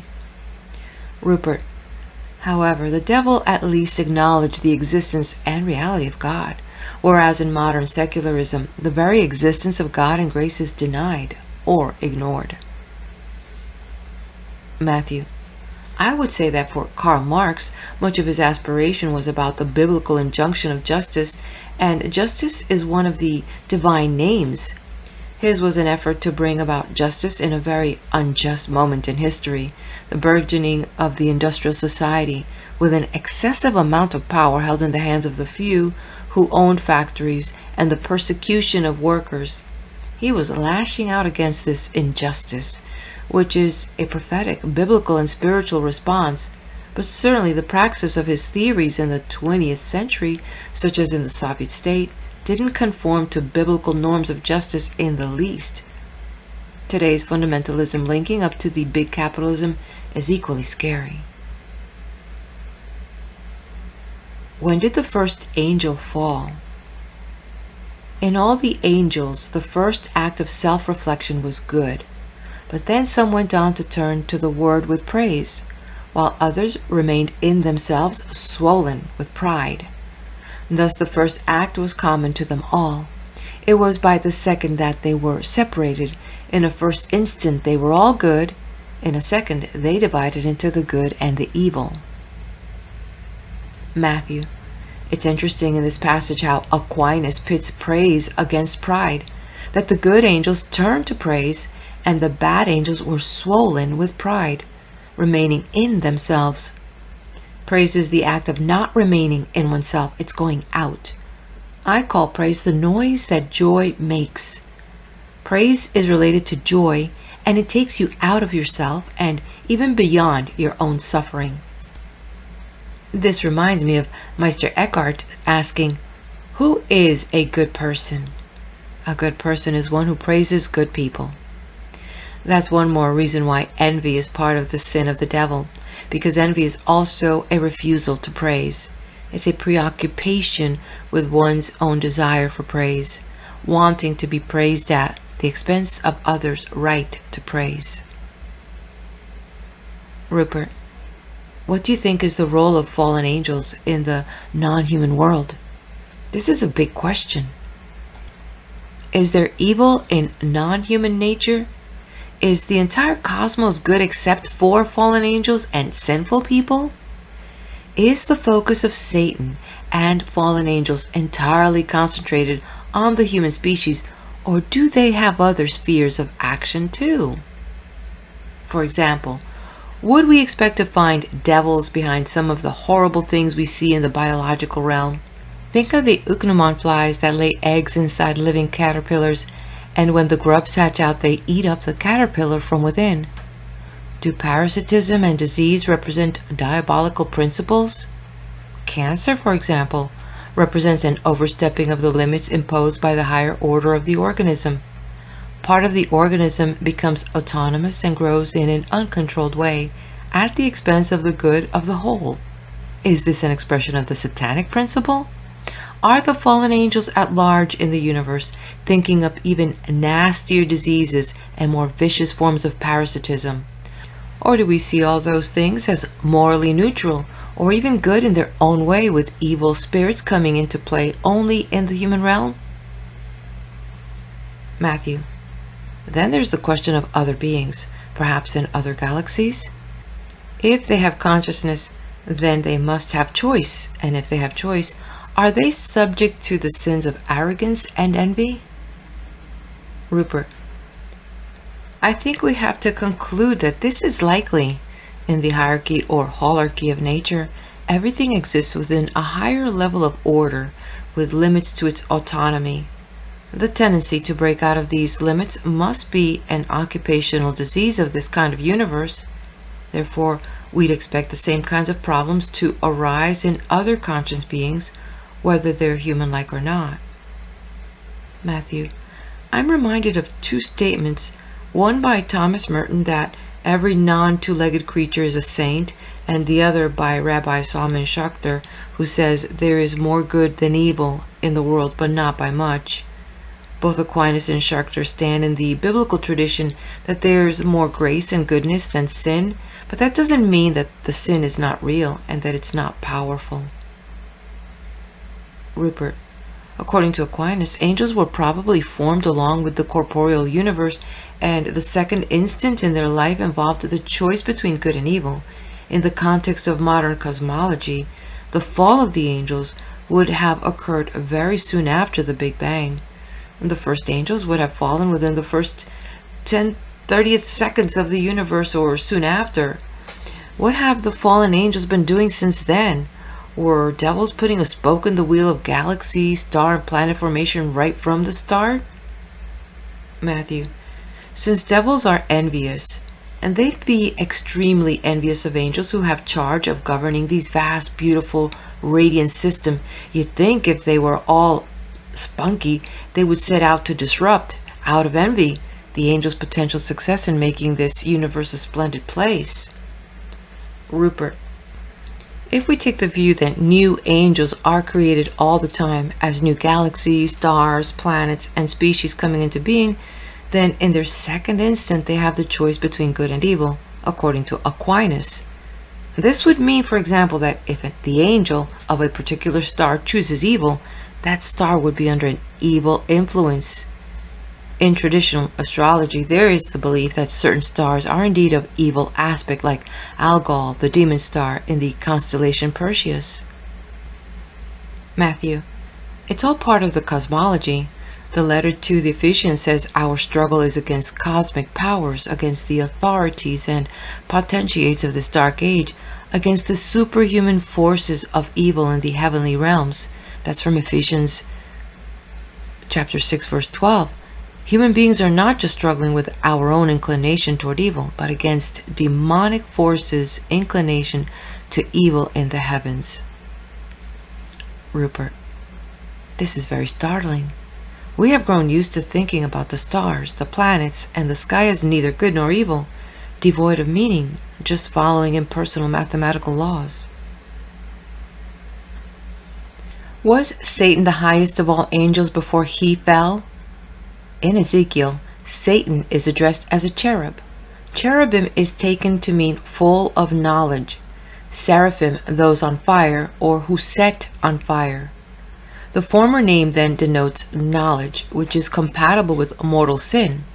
The latter, the ardor of charity, which is not. A reason for calling the first sinful angel a cherub rather than a seraph. In the Bible, the names of two angelic orders, the seraphim and the thrones, are not given to devils, for they mean things incompatible with mortal sin, the ardor of charity and the presence of God. But devils are called cherubim, powers, and principalities, since these terms denote knowledge and power which are in the wicked as well as the good. If we consider sin under the aspect of motive, it is clear that the greater angels were the more likely to fall. As we have seen, the diabolic sin was pride, and the motive of pride is eminence in nature. As we have said already, when an angel moves to an object, whether good or bad, he moves with all that is in him. There is nothing in him to slow him down. Hence the greatest angel have greater natural power than the lesser angels, plunged into sin with correspondingly greater intensity, and this sufficed to make him the worst. Matthew, I'm struck by this statement about the devil being a cherub, with knowledge and power which are in the wicked as well as the good. In the modern era, there has been an explosion on humanity's part of both knowledge and power, for example, in the frightful military technology of nuclear and chemical weapons. I think being able to name knowledge and power as a latent place for demonic energy is very important. Rupert, this connects us with the Faust story. In many ways, the Faust myth is the myth of science. Faust sells his soul to the devil in return for unlimited knowledge and power. Right from the beginning, the scientific enterprise was dedicated to knowledge and power. Even before the mechanistic revolution in the 17th century, Sir Francis Bacon was prophesying how humanity and the earth would be transformed by a scientific priesthood dedicated to knowledge and power. The image of Faust selling his soul to the devil in return for knowledge and power sets out an archetypal pattern that underlies the entire mechanistic enterprise.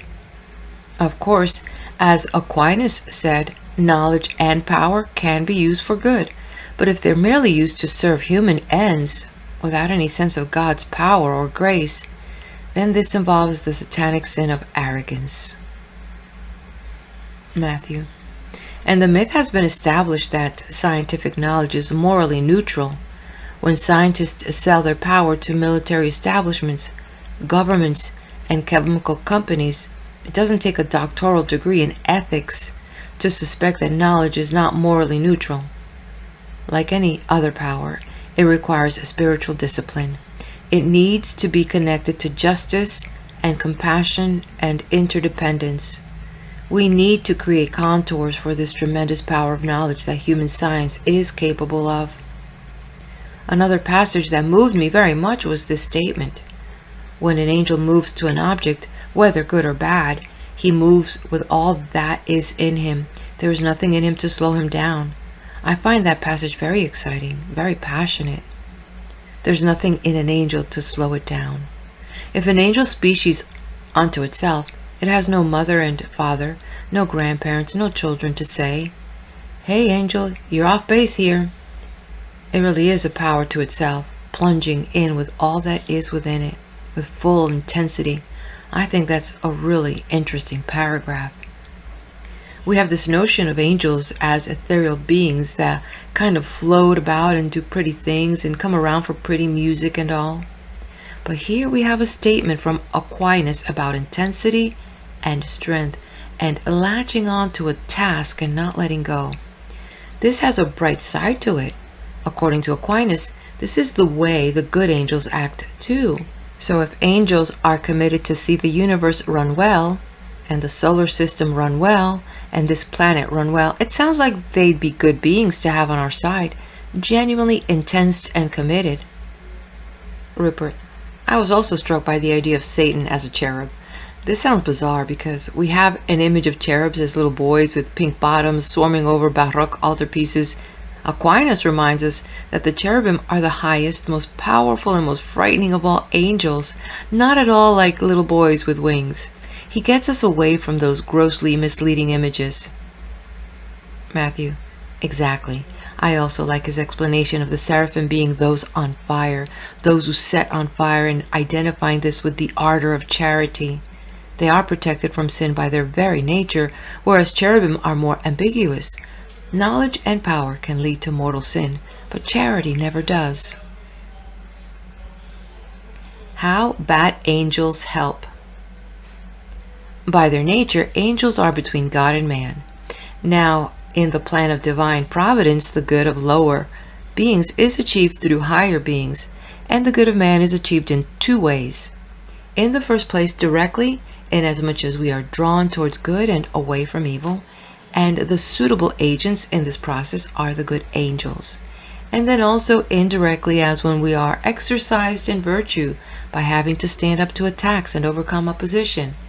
And it is reasonable that this contribution to our well-being should be provided by the bad angels, lest after sinning they should cease to be of any use at all in the universe. Matthew, Aquinas is co-opting the bad angels. Do what they will, they're making things better. This is not merely an abstract theoretical statement from him, because at this time of his life, when he was writing the Summa Theologia, he was under tremendous opposition, being attacked on the one hand by the secular Aristotelians, the atheists, if you will, and on the other hand by the fundamentalists, who were very vocal. I sense that this is a personal statement from him. Being attacked and overcoming opposition exercises our virtue, and virtue for Aquinas is the whole basis of morality. His morality is not based on commandments, but on virtues, which signify a positive development of power, healthy power. Good angels are supporting us, and bad angels are still being useful because they help us build up our virtuous muscles. Rupert, and it recalls the old idea that each person has a good angel and a bad angel. We see this, for example, in Christopher Marlowe's play, Dr. Faustus. When Faust is deliberating whether to sell his soul to the devil, on one side of the stage stands his good angel, and on the other, his bad angel, both offering their advice. The bad angel prevails.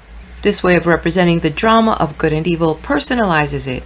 We have not only a good angel assigned to us, but a bad angel as well, and both come to bear on our moral decision-making. Matthew, this raises the question of mystery and wisdom.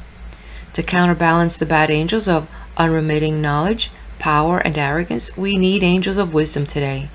Wisdom is never intellectual. It never puts down knowledge, but it puts it in its larger context of love, justice, and service and heart, and of the divine wisdom, a connection to divinity. The loss of mystery in the modern era is part of the shadow side of knowledge running around naked, looking for its power place and not looking for wisdom. We have committed reductionism on mystery. Many people think when they hear the word mystery, It just means those scientific laws that we have not yet discovered. It's just a lacuna in our knowledge, but that's not what mystery means. Mystery is that dimension to reality that we encounter but do not alter. It seems to me that everything connected to the divine is mysterious. Aquinas has a great line: "We will never know the essence even of a single fly." The fly guards its essence. He also mentions this in his study on angels when he says that the angel can never know our mystery. We keep our secret, the secret of our essence. And if this is true of a fly, or us, or an angel, imagine how true it is of all beings taken together, of the whole collective of the cosmos, to say nothing of the source of all things, the divine mystery. Part of our being cut off from the God's force is the quest for knowledge, power, and arrogance is being cut off from the mystery. There's a great sadness in that. To live life only at the level of problem solving may miss what living life is really about. Life is much more about living in mystery than about conquering mystery or just problem solving. And among the mysteries are the angels. Still, even after all this. Rupert, they are mysterious than ever. In the Middle Ages, people thought they'd get angeliology more or less worked out. They knew the hierarchies and how the different orders of the angels fitted into their cosmology. They adopted their understanding of the angels very well to the prevailing geocentric cosmology. Since then, we've had several centuries when angels have been regarded by many intellectuals as figurative or symbolic figures at best. Many people neither believe in the bad nor in the good angels. But if the fallen angels are for real, they must be having a wonderful time. I suppose the bad angels can function very effectively when no one even suspects they're there. We now have a completely different, vastly larger and much more creative cosmology than they had in the Middle Ages. The angels of such a cosmos are very mysterious indeed. We have hardly begun to try to understand how their conscience powers may be related to the evolution of nature, to the development of humanity, or to the expansion of human consciousness. We know next to nothing about the superhuman intelligences that influence our lives for good and ill. In the next video, we're going to learn about the hierarchical order, Lucifer. He was said to be the first angel created by God. Also about the language of the angels and guardian angels and much, much more. Please do hit the like button, subscribe to the channel, share this with your friends of like mind. Be blessed.